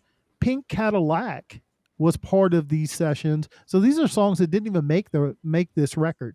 And it had 8 singles or something like that. It's just insane. So easy, and I love it. But as I always do, I don't when an artist, I think Bruce has over 20 albums, so he gets some honorable mentions. He just crapped all over the river. Lucky Town. The Rentals, Return to the Rentals should have been Bruce Springsteen's number 5 album. It's better than Lucky Town. No. Jake, name a song right now off of Lucky Town. Thought. Okay. So these are ones that were in the mix, and I will tell you, if I had one more slot. He just booted him. Who booted him? Somebody booted him. He's back. I would have put The Rising on. The Rising is a great record. 6 or 7 when he came back, this is the first effort with the E Street Band actually since, and there was a number of years in between since Born in the USA. And it's a really, The Rising is one of the greatest Springsteen songs ever. But it's a solid record. Darkness, we've talked about Darkness. We talked about Human Touch. Really good songs, but it's even a little too slick for my liking versus Lucky Town. The River, it's a mess, in my opinion. The production is bad. The record sounds bad. Not the pressing of the record that was recorded bad. It doesn't sound good. Doesn't have, doesn't feel like it has bottom end. It's a little too trebly sounding. The record, we didn't need 2 LPs. Shrink it down to 1. Put The River, put Hungry Heart. There could have been a great album here. And if you listen to tracks 1 or The Ties That Bind, there were songs that didn't make this record that would have been better songs. So I think this record is a complete mess. Got a couple great songs on it, but not a fan of The River overall. And Greetings from Asbury Park. I put it on there because it is an example of the early Bruce. He was trying to go very big lyrically, especially, but the band did not have their sound together. And the best example of that is on this record right here. There's 3 songs that Manfred Mann's Earth Band covered and made hits. Their covers are superior. Blinded by the Light, For You, and Spirit in the Night. Yeah. All top 40 songs for Manfred. 3 of the 4 that the Earth Band actually hits were actually Springsteen covers. So that's the ones I narrowed it down to those 10, and that's the ones I picked. Cool. You're right there, Jake. You agree? Spot on with the number one. All right. It met his approval. So there you go. Number 5, I don't know. All right. So this next segment is we're gonna open it up to question and answers. And I just want to talk about one thing. In the Philly area, we had a DJ called I just forgot his name. Pierre Robert was on 93.3 WMMR, and he was on the station for 44 years. And he passed away in his sleep the other night, and he had a show that next morning on the radio. But he was a big proponent of the Hooters. Definitely was a big supporter. Every band that's come through Philly knows who Pierre Robert was, and he was a DJ that put that extra impact for the love of music. He would still spin vinyl in his live shows. I know Tom knows who he is, and I mean everyone knew that. Ozzy knew who he was. Bon Jovi knew the Grateful Dead knew who he was. There's messages from all kinds of people. Bryan Adams did a tribute in his shows the other night. The Hooters left a message. Hailstorm left messages. George Thorogood, all these people that he's impacted, and he really was a promoter of music, a lover of music, played vinyl in his shows. He would do whatever he wants. I was listening to him last week, and he played the same song twice in a row just because he wanted to. I mean, he was this huge hippie guy. He drove 44 years ago. He drove from San Francisco in his little van, Volkswagen Bug. Applied to the radio station. They said, no, we don't have room for you. A couple weeks later, he got hired, and he's basically a legend. And I'm sure that in your local stations around you guys, you might have had a DJ quite like that. And this guy was definitely unique and definitely going to be well missed. Growing up, like, it's sad to see a lot of your heroes, like a lot of your DJs, right, that you grew up with listening to that are still doing it, 30, 40 years into it. I loved Jim Ladd, loved him, and when he died, that was a very tough thing because I grew up listening to him all the time. Casey Kasem, also another, I grew up listening to his, top hits. For those of you who don't know, he was also the voice of Shaggy in Scooby-Doo. But, it just, I hope that people nowadays on radio, I wish that they would continue to kind of DJ the way that the old DJs used to do it. Like you said, Sean, is just spinning wax. And though. I mean, it's all controlled by one curator nationally. Yeah. And Pierre Robert was different. He would change the song on the fly, and he'd go to every concert. He'd interview them live, and if you look up his name on YouTube and kind of check out who he was a character, and he's definitely gonna be missed in the Philadelphia area, and maybe in rock music too, because he really promoted the artists. 2 weeks ago or three weeks ago, the Hooters came out with a new album. He was interviewing the Hooters. I mean, it's definitely a couple good songs on that Hooters album. I listened to it. Yeah. And he's always been there for the artist, and definitely a character. So if you have a chance to look up some videos, there's a lot of tributes out there right now. So any questions, guys, on what happened, what we've talked about today, or any other questions, really? The Gonzo candy is multiplying, by the way. Oh my goodness. You're welcome. I wanted to make sure that Chris was the first to get my batch of chips. I've worked very hard on this it's all run. Candy, not chips, candy. Well, that's what we call candy chips. I mean, it's candy-ish. Let's just that is true. It's Dr. Johnny Fever at every rock station. I mean, it can't be a show without a WKRP reference, right? So, 44 years on the radio for 44, and he just signed an extended contract. But it's been crazy. There's a Preston and Steve show and they were reminiscing, and I mean, there was just you could just hear the tears and the sadness, but and it's for the whole area. Well, Stace, you didn't miss much. Yeah, yeah, they Oh, were zip they it. were actually were all terrific, crap. Stacy. he cheated. all bad. It was bad. This is Yeah. one album. He One comes album. from She's one. not. She's already looked past that. One album. These two. Those were my. And the argument for one album was pretty weak, but we give him a pass. He is a Welcome back, guest. Casey. Because there's a part 1, part 2 on the end of one album and the beginning of the next. And then Zeppelin 4, the best rock album ever. He actually did a good job with that one. That's a good record. And then Dave That's Brubeck good. Quartet, Time Out. So Chris had the honor of introducing the first jazz, and Gerald, hold with us. There we will lost be some 7 jazz people. sprinkled in here And and we there. lost So 7 people watching the show. Well, look, don't forget Murray the K. Also, he was a big DJ. The Beatles loved him. Like he was huge in New York back in the day. He was kind of ahead of his time. give Chris a break.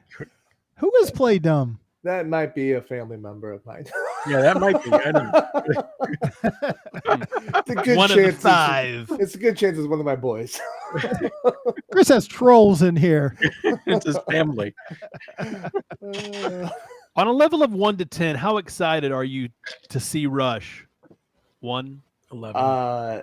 11. Yeah. So I had a chance in college to go see him live, and my suite mate on the dorm floor, he ended up going, and I regretted that decision. I didn't have the funds at the time, a poor college student, and couldn't get tickets, and so I was super bummed. But this time I wasn't going to miss it, so got the pre-sale tickets and got signed up and got them. We're going to be right down by the mixer soundboard. I always try to get as close to the soundboard as I can.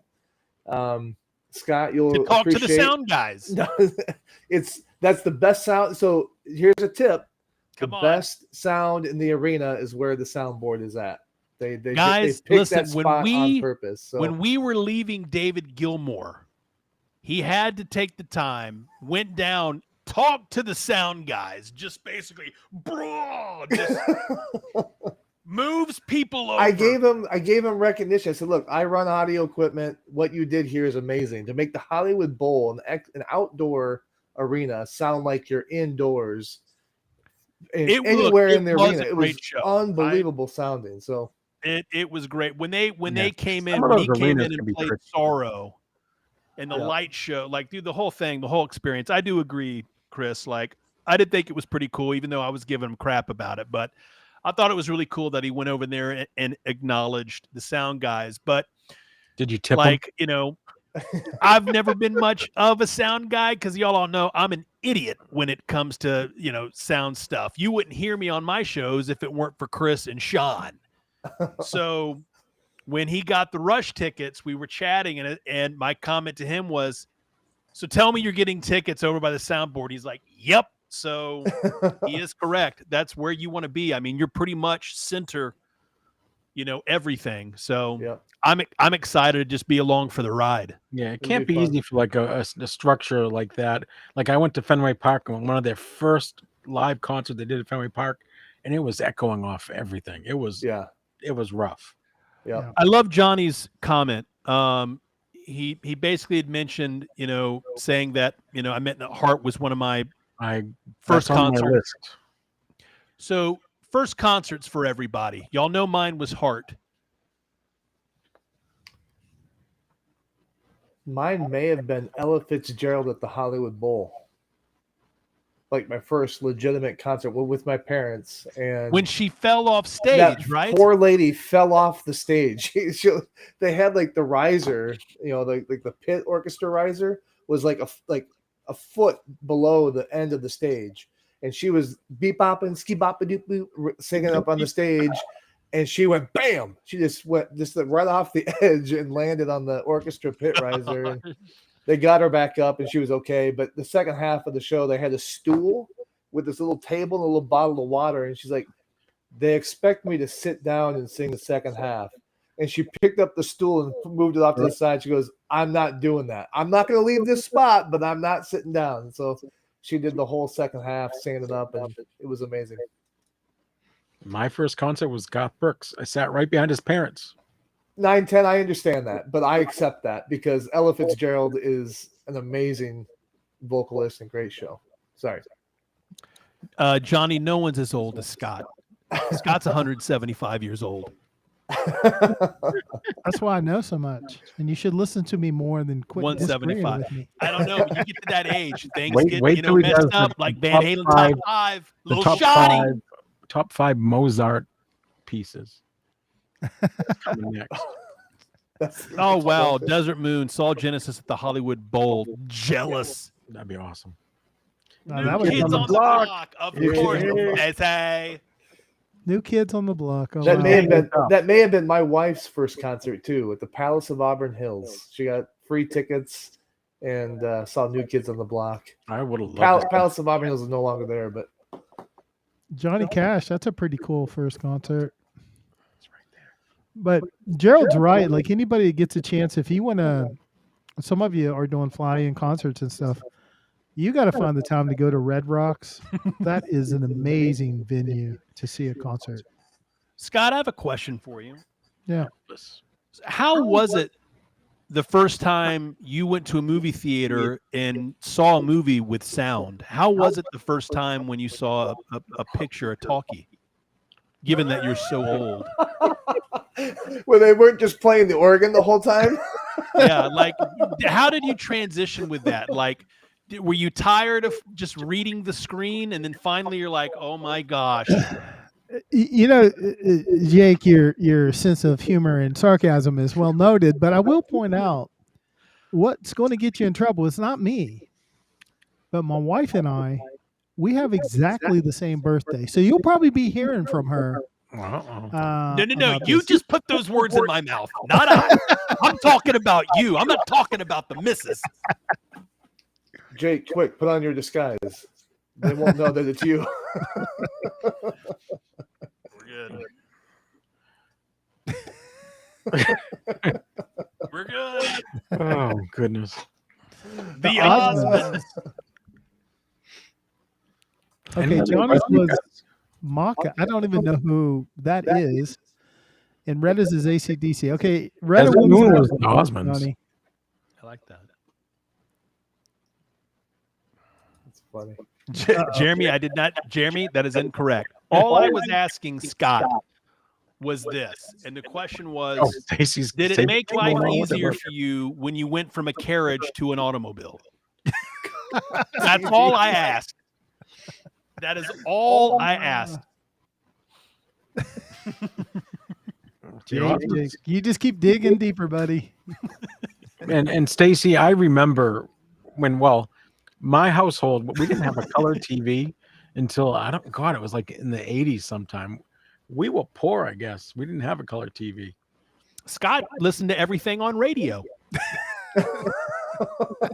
Up until recently. Can That's you why I imagine know all doing this music schoolwork stuff. on granite? I mean,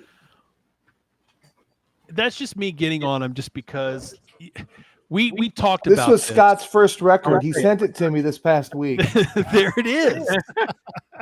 echo all over the world. That's pretty. VG Plus. I have one of those. I can't find it. I don't know what I did with it.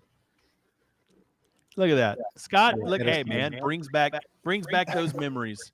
Yeah, this is Yeah. one of those. That's You were bald then. Scott's first record. Hold it up again. Scott's first LP. Here it is. There it is. The good Is old that a cylinder? Edison. Is that what that is? It is. That's Yeah. the name Wax Echo. cylinder. It's the Edison. That's where you got the Echo from. This one's a better one. You can actually see the grooves on it. Well, I mean, some really good songs, but the recording quality was poor. So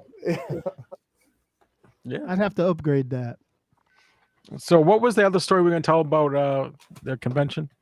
Was there another one?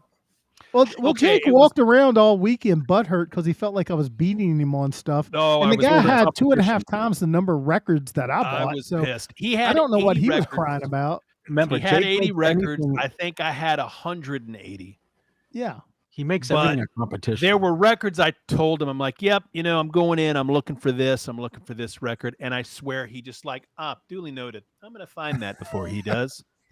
Because he would see me over, picking or talking to somebody and grabbed a few records, knew I wanted them, and then just pulled them out just to show me and just yank, just shiv in the side. Those Colts were on my list too, buddy. Lies, all You lies. weren't good at- You don't you have just to lie to weren't- make friends, Scott. You have You- them. You just weren't good enough friend to ask me what I wanted. I'm blue. Oh, Jake, so blue. Of all the records in my That's collection, Tom's this theme is song. the one that Jake wants from my collection the most. It is No. sealed, and I have It's sealed. wanted it, and he will not give it to me. That is an original press of It is. Grover Sings the Blues. Well, It's sealed. It Chris, was one of the just- first conversations he and I had. just some He's advice, like, Chris. I actually have that album sealed. Don't take that Reynolds record in trade. No, You'll be losing on no, that no, trade. no. Just don't take it, man. Were you talking about the greatest record of the 90s? One of? You talking about this one right here? Jake, every time you do that, your credibility with the audience is going down and down and down. Could it be any lower though? Well, that's a good It's point, opinions. Sean. All I'm doing is I'm spreading the word because people are going to listen to it and be like, you know what? Yeah, it's got a little bit of a Weezer sound because he was a founding member and bassist for Weezer. Right. But so you've got put the record moves. on there. You've just got different elements. It's a great record for its time. Completely different. I I love just asked AI. AI said it's not a great record, so that must be right. Here's a picture of them. They went to the hair club for men. when they Okay, were in- so you know that when they were photo. in- I told Scott this. when So they were that in photo, Texas. hold it up, Sean. look, this is the before. This is No, you know what beginning that of the photo day. looks like? It looks Of- like Scott is not only the owner but a client, But by the end of the and day, I you look like him the after in grew photo. hair. Wow. Jake, you look like Justin Danger. Wow. Yeah, That look hair- at that the hair. before and after. They in one day, this hair club could transform them to that. I mean, Wow. could you have moved the hairline a little bit further down on the forehead? Gee, I mean, come on. And No, then that's this was where- the record. This is the picture he sent me when they discovered the rentals. Look how upset Scott is. Yeah, look at the look. Well, How he made me. impressed. He made me touch that record. He's like, I didn't I want to can't touch it. You have believe no I'm doing idea this. how pumped I yelled. Who It was took like, that photo? And then We after need, the to, we need to convention, talk to whoever took that photo and ask them why they. and on the encouraged way Jake. to You got to- the listen. You got the to the weight barbecue. incorrect. Why On the is way to the Scott barbecue. skinnier than me? That is wrong. on the way to the barbecue. This is them running to the barbecue. You're not. You're worried about that, Jake, and not the Are fact you that we're guys holding hands. Yeah, you're holding hands. I'll hold I hands saw with you all that. day long, brother. I mean, right? I mean, you're old. I'm trying to help you with your balance. Oh my Of course, Friends I'm going to of- hold your yeah. hand. I don't want you to fall. So Terry saw Rush at the Astrodome as part of the Texas Jam Festival in 1984. Dude, Wow. that's awesome. Envious. That's awesome. Same year Okay, that so Van Halen record came out. Johnny asked the question like first concerts. So Chris was Ella, Sean was Garth. Garth What Brooks. was yours again, Scott? Asia, 1980. Of course it was. What was the best concert? In In chat, feel free to type best concert we've all been to. I'm going to go ahead and say it right now. Yeah, Oasis reunion, Ugh. best concert I've ever experienced. Shouting, screaming songs for 2+ hours with 88,000 Hey, people. hey, Jake, Oasis sucks, my man. Matter of opinion. Matter of opinion. So my best concert was in the rain and a hurricane. Actually, there's some that are great, but I have one that's great for one reason. And one, it was a Jimmy Buffett concert. Everyone got into the stadium. This was at Jones Beach, and a thunderstorm rolled in. We all were evacuated from the stands. Everything had to go inside, and everyone's getting their beers and drinking. And I'm waiting right by the door. We get called back out to watch the show. I am like dead center, 14 rows out. Nobody else in front of me. It was just me, and he's out there with his acoustic guitar playing. and there was nobody in front of me. It was like it was just for me. And it was just this amazing moment, just because everyone else hadn't even known that they're coming back to the field yet or to the seats. So here he is, Jimmy, acoustic guitar, singing just to me, or at least that's how I took it. But that was an amazing moment in a concert. Bruce puts on a great show. I wasn't a huge Bruce Springsteen. My best show was Bruce Springsteen. So the boss is yours. Because I only give Jake a hard time about Scott Oasis. doesn't have to answer that question because we know his favorite concert also was Asia. So moving on, I heard it was No. Beethoven. It's actually, I have to agree with the wife. The first time we saw the Killers on the Battleborn tour, I tell you what, if there is a rock band out there right now, it's the Killers. Killers, we've seen them 3 times. They are just amazing in concert. And the crowd gets into them. They have a great fan base. Yeah, and I've seen about 150 concerts because I'm so old. That Killers concert was, and the only thing close to that was I saw ZZ Top on the Eliminator tour, and they were amazing too. And they're not one of my top 10 bands, but ZZ Top live was just amazing. Oh, that's cool. When the wheel was invented, Scott, did it make it easier to transport goods to market? Yeah, and the wheels are so good right now. I'm going to fill the car up, and I'm coming back to Austin with a baseball bat. We're going to have a discussion, my friend. we can do that.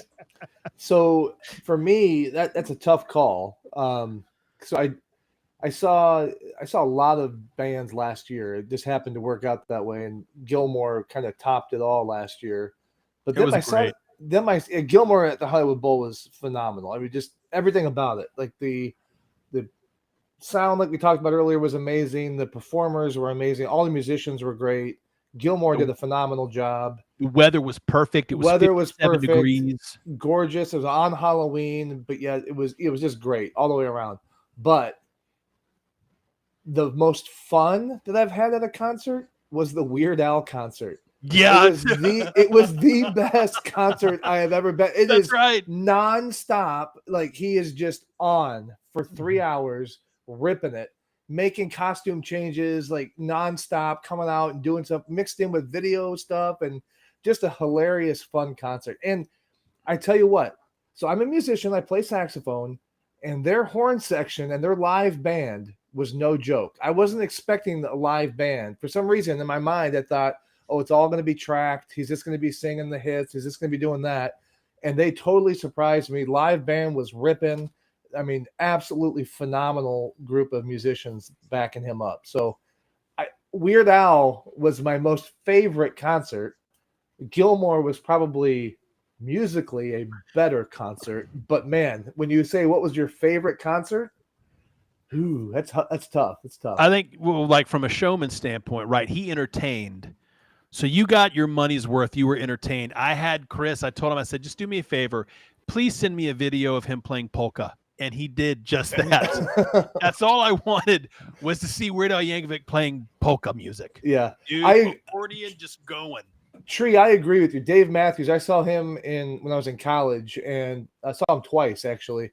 Phenomenal performance as well. That was at the Breslin Center on MSU's campus. And I loved that too. It's tough. I mean, to pick one concert, that's really a tough call. So Desert Moon.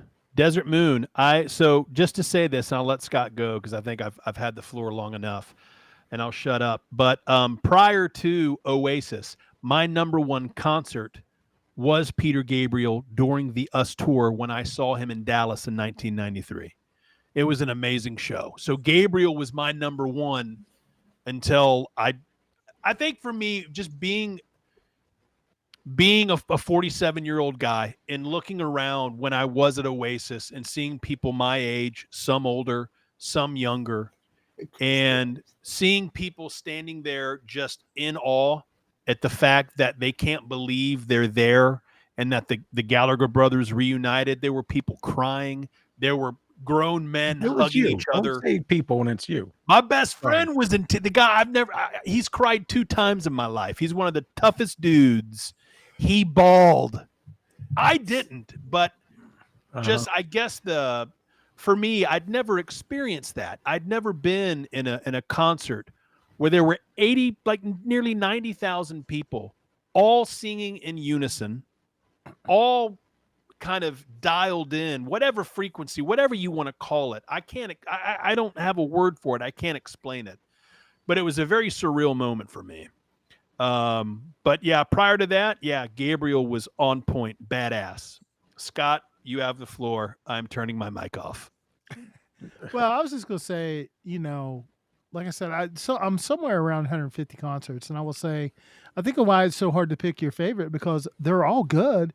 I can only sit probably. There was a couple where the sound wasn't very good that I didn't enjoy as much. So, but the rest of them they're also good. And you guys were talking about Weird Al. One of the Red Rocks concerts I went to, the first one I went to at Red Rocks. When I was working, I had to go to Denver a lot, so Red Rocks I always check the schedule, and it was two cellos. Oh my God, those guys were phenomenal. You haven't heard AC/DC till you've heard it played on cellos, and they got the crowd into it. They're great entertainers. Matter of fact, because I was out there for business, my wife wasn't with me. I called her and I said, "You have got to go see this." And they were actually in Virginia, and I was going to be out of town again, so her and a friend went. So, concerts are just fun. They're super expensive, but they're some of the most fun you can legally have on earth is go to a concert. Scott, did you see what They're Tree blessed. said? Saw What- Counting Crows in the early 2000s was great. Saw Counting Crows in 2024 and they sucked. We just talked about this. Yeah, we saw them probably 4 or 5 years ago. They were good. The concert was good. I get mad at Adam Duritz because I don't care. You got to get over yourself. You got to play Changes every song up. You, It's never you the got to same. play Mr. Jones every night because there's some poor soul who's just spent $150 to come see your concert. That's the only song they know by you, and you don't play it because artistically you don't like it. Oh, come on. You got to play for the fans. I mean, that's Yeah, what I they're paying would for. agree. You I got to do it. agree, Yeah. Chris. You Yeah. have to do it. They're the reason you are where you are. Yeah. Man, if I were in a band, I would be more than happy to play the hits. That's what got you there. That's what got the fan base. That's what they want to hear. The worst thing a band can do, a successful band that's 15, 20 years in, is say this: thank you guys so much for coming out. We appreciate it. This next song is off of our current album, Yeah. right? Yeah. They're not there for the current album. They're there for what put you Isn't on, that kind of the rift between Billy Joel and Elton John was kind of that at some point? I mean, I know with Billy's drinking there was issues, but also with Elton with his new albums would sing his new stuff and people want the classics. And yeah.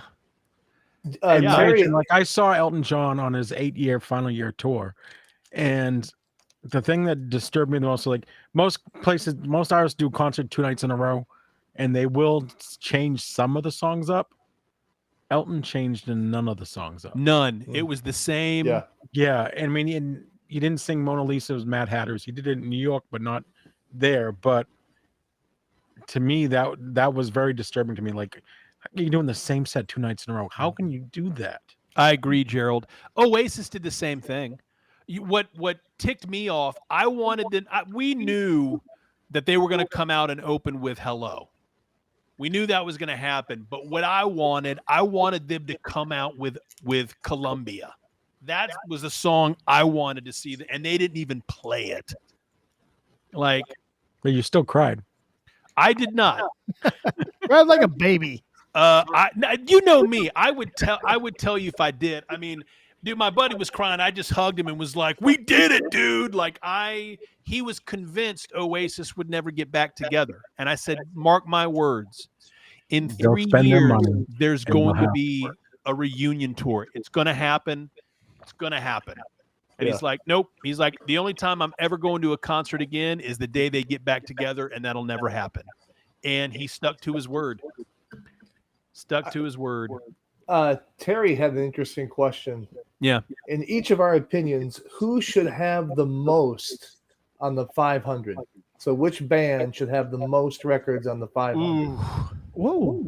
Wow. It's an Ooh. interesting question. Well, That's a wouldn't it be great somewhere question. along of the Beatles, the Stones? Who's got a lot of records? So I'm going to agree with Chris and say Zeppelin is there, Floyd is there, the Beatles are there.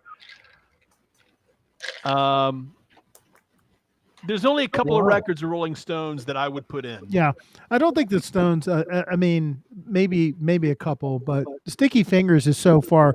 So who? Absolutely.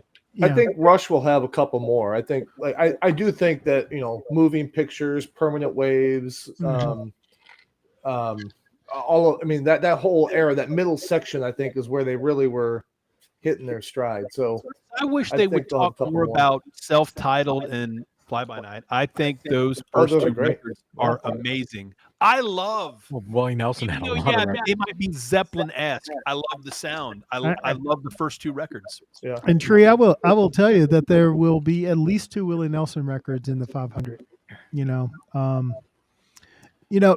don't know what we're at, about 72. We got a long way to go, and a lot of when we bring in guests, a lot of times we're deferring. Like when we brought in Stacy and Johnny, like we let them pick. Like we do approve it. We do say, okay, we're good with that, but we give them a lot of deference. And when we're asking them, we usually ask them like Rush. Obviously, we said, hey, bring a Rush, and he put forward the jazz, and we were trying to figure out how to get into some jazz. So that was great.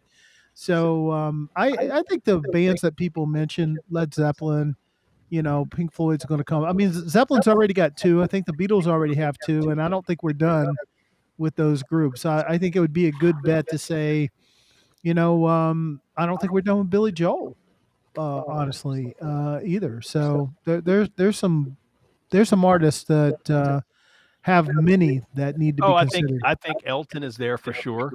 Yeah. I think his first 4 or 5 albums, they're all Well, amazing. I think the fact that the first one we rolled out was Tumbleweed, that told you we got more Yeah, he'd Elton have to John have coming. That's a great record, but there's at least 3 more that are probably right there in serious consideration. And also, guys, we're looking for suggestions from you. If there's something, because I always use the phrase, you don't know what you don't know. And if there's something you think should be on the list, send us a message or hang out in one of our shows or on Discord and let us know what you think about the ones we picked and the something that we didn't pick, because again, we don't know everything. We know a lot between the 4 of us, but there's so much we don't know. You mentioned Billy. You mentioned I'm Billy. here for comic relief. I'm a moron. He has a lot more right. knowledge than he gives credit to. You mentioned Billy Joel. I'm waiting for when Stormfront gets brought up and mentioned. I think that's a highly phenomenal underrated, record. Chris. Yeah, underrated, phenomenal record. So I I hope agree. that somebody brings that forward and makes the list. So, but and my this underrated Billy Joel album is River of Dreams. Actually, I love that one too. Yeah, fantastic record. So Yeah. I just listened to it. I think 2 weeks ago. Like Sean just got it. I just got the reissue of it as well, and loved it. Another album. I don't know if you would really consider it an essential album, but another record that I listened to that I hadn't listened to in forever was Paul Simon's "Rhythm of Saints." Scott doesn't like it. I love it. I don't. I love it. To me, it's almost it's It's kind of got like the Chris production talking on it. about Great. Rush, and 2 records kind of joined, at the hip, right? I kind of consider Graceland and going into Rhythm of the Saints, right? It's kind of a continuation in some ways. Well, I agree. based And- on and- tonight, Rhythm of Saints is Darkness on the Edge of Town. Well, we have a couple questions. Are you doing the Rhythm of the Saints? studio releases? The production is amazing too. So Scott, I'm Agreed. shocked. I'm shocked that you don't like it because you're such a production guy. It sounds phenomenal. Go ahead, Sean. Sorry. Well, we're doing right now. We're doing basically the studio albums. At some point, we'll break out with live and other categories. But right now, we're sticking with just basic studio records. Actually, we haven't decided what we're doing next week. We are going to introduce a kind of a standalone. Well, we're going to take a pause from the 500, and we're going to do live and compilations. Yeah. So we haven't talked. That might be next week. When we start building a list for those, and we're going to try to do those maybe once a month or every 5 weeks or so. So we might be doing that. Gerald mentioned Nation of the Beast. What a great album! That absolutely, I think that is on the master list. We have a master list of albums that we're looking at. Some of them you guys have recommended, but I would ask Gerald, like, on the Kinks, which Kinks do you think? I'm a big Kinks fan, so tell me which Kinks you think should be considered.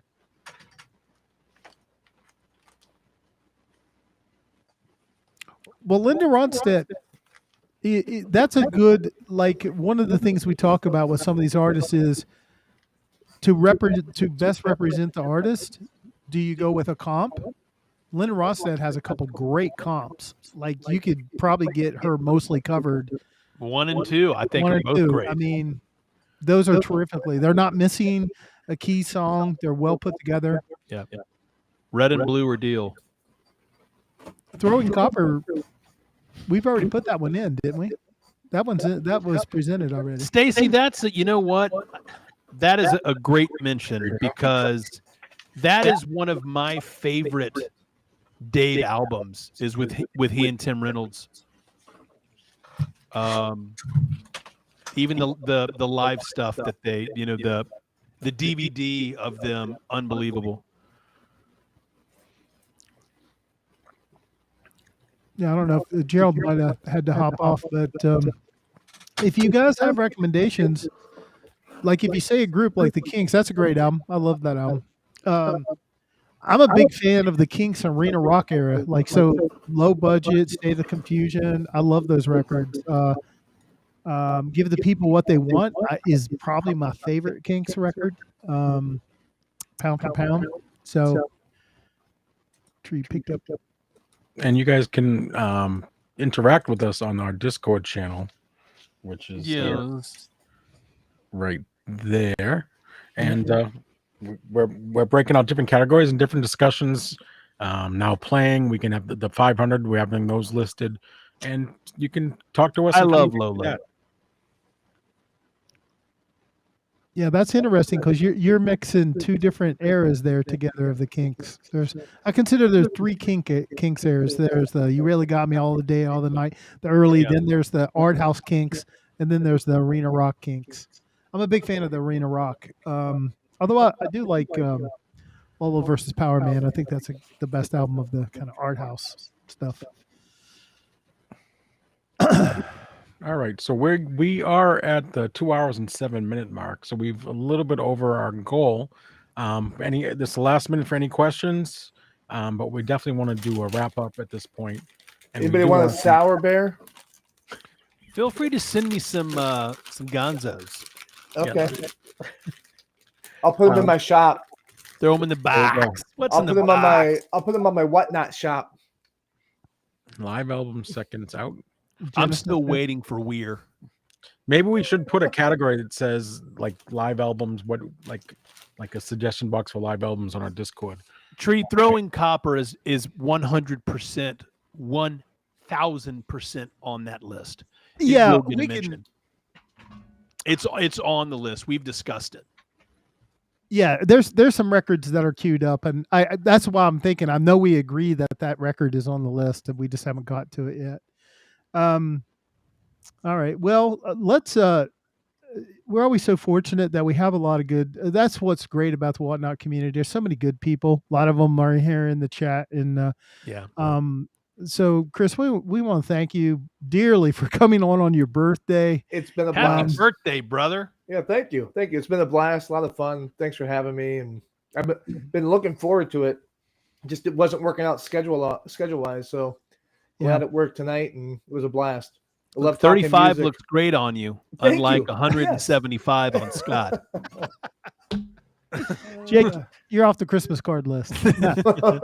But I don't get the seasonal pears for Christmas? Come on. Well, Chris has an advantage over the rest of the panelists who have been great. But Chris gave me a weasel out trick. Like, just take 2 albums and make them one, and you don't have to make a decision. I'm going to use that on every episode now. 2 albums are going to become one album. No, exactly. It's one I album. loved it. When he is told one me that, album. I was like, brilliant. This is brilliant. Who knows what we can do? Now it's like, I don't have one album. I have 5 that I'm going to put all into one. When the last song goes into the first song, how do you pick which one? I mean, you got to listen to them both, so it's one album. I like that. It's called decision making. Operating Chris. in the gray. But most Make a artists have decision. tie-ins to the previous record. Next Some time, put I'm going Easter to eggs. bring up the Rush Fear series. That way, I'll bring 4 records because there's a whole series called the Fear series. Yeah. That there's 4 different tracks that they released from 1981 all the way to 2002, and they released it originally supposed to be a trilogy, and they added a 4th song later, but they did it in reverse order. So 1981, and then I can't remember the years right now, but it started in 1981 was track 3, then 2, then 1, and then they did the 4th one on their latest on the 2002 album. So there you go. So if that's coming, I got to make a note. Do not invite Chris tonight. You're going to slip into the Gonzo Rentals category. Yeah. I'm teasing. It's a great place to be. But I wanted to bring it up because it is a cool little thing. Go look it up. The Rush Fear series. It's pretty neat. Hey, Sean, there's one thing. This gentleman is so polite. Johnny at Channel 910, he was with us last week, and we give opportunity for you guys to plug yourself, but he's so modest. He didn't plug.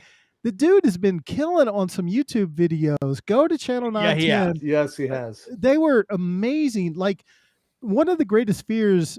I upgraded my record flattener to the new Project flattener that just came out. So I decided you guys probably wondered for what reason I would give Jake my record pie after the abuse he puts me through. But I did deserve it. I did give it to Jake, but the thing I was really stressing on, and Sean can sympathize, and Chris too, because they've helped Jake with tech, is him asking me how to work it. So when Johnny made the video, I was like, I don't have to do that crap. He asked me, he did when he was putting the car. Okay, how do I work? And I said, Johnny has a great video. Go watch Johnny's video. Did he show you how to set up the Bluetooth and all that? I'm convinced Johnny made that video specifically for me. Because he knew He talks He was slowly. about to what the get hell a- do I do with this? He's thing? about to get a slowly. phone call. He talks slowly, right? Thank you, Thomas. I called him. Put I did reach the out to him and I said, record. Johnny, the YouTube video on the record pie, Yes, phenomenal, it was spot on. It was great. spot on, man. I need to Stacy, do I my didn't video sell it. on cleaning I records. gave it to him. Gift. It was on his Christmas list. And I was tired of flattening things for him, so it works out perfectly. Dude, I still don't know where Santana is. Hey, I Jake, don't can either. you flatten Scott's first record for me? Scott Can you- has a flattener for can that, you Chris. I flatten mean, this? he invented it. Yeah, he has a clean ultrasonic cleanup for those specifically. Yeah. It's the All right. the first degritter. The Knights Templar, that started with Scott. All right, That's guys, how we old want he to. is. We definitely got to wrap this up because we are running over the time now, and Yeah, we're well over. and Well, but it's been thank you fun, for having and me, This guys. is what happens You're great, at Chris. the end. We just start chatting, and it doesn't stop. Squirrel. It's like, no, you hang up. No, you hang up. Look, we just love. Hey, look, I again, right? It's all about engaging with It's the our right fellow thing. whatnot friends and even new people that come in here. It's really about y'all, and we enjoy being able to kind of chat and joke with one another. But I do love seeing the chat engaged. I do love seeing a lot of the questions asked, and again, it just reaffirms just the fact that we're all here for the same reason. We all love music. We love listening to it. We love talking about it. We love making fun of ourselves about it, Well, we like making fun of Gonzo. or just That's really true. throwing That's true. insults my way. That's okay. I got thick skin. Yeah, I can thank take you it guys for the very most part. much for hanging out with us tonight. Yep. And And for we'll those be who- back next week, 8 o'clock Eastern. All right, guys. So you guys all have a good night, and we'll see you next week.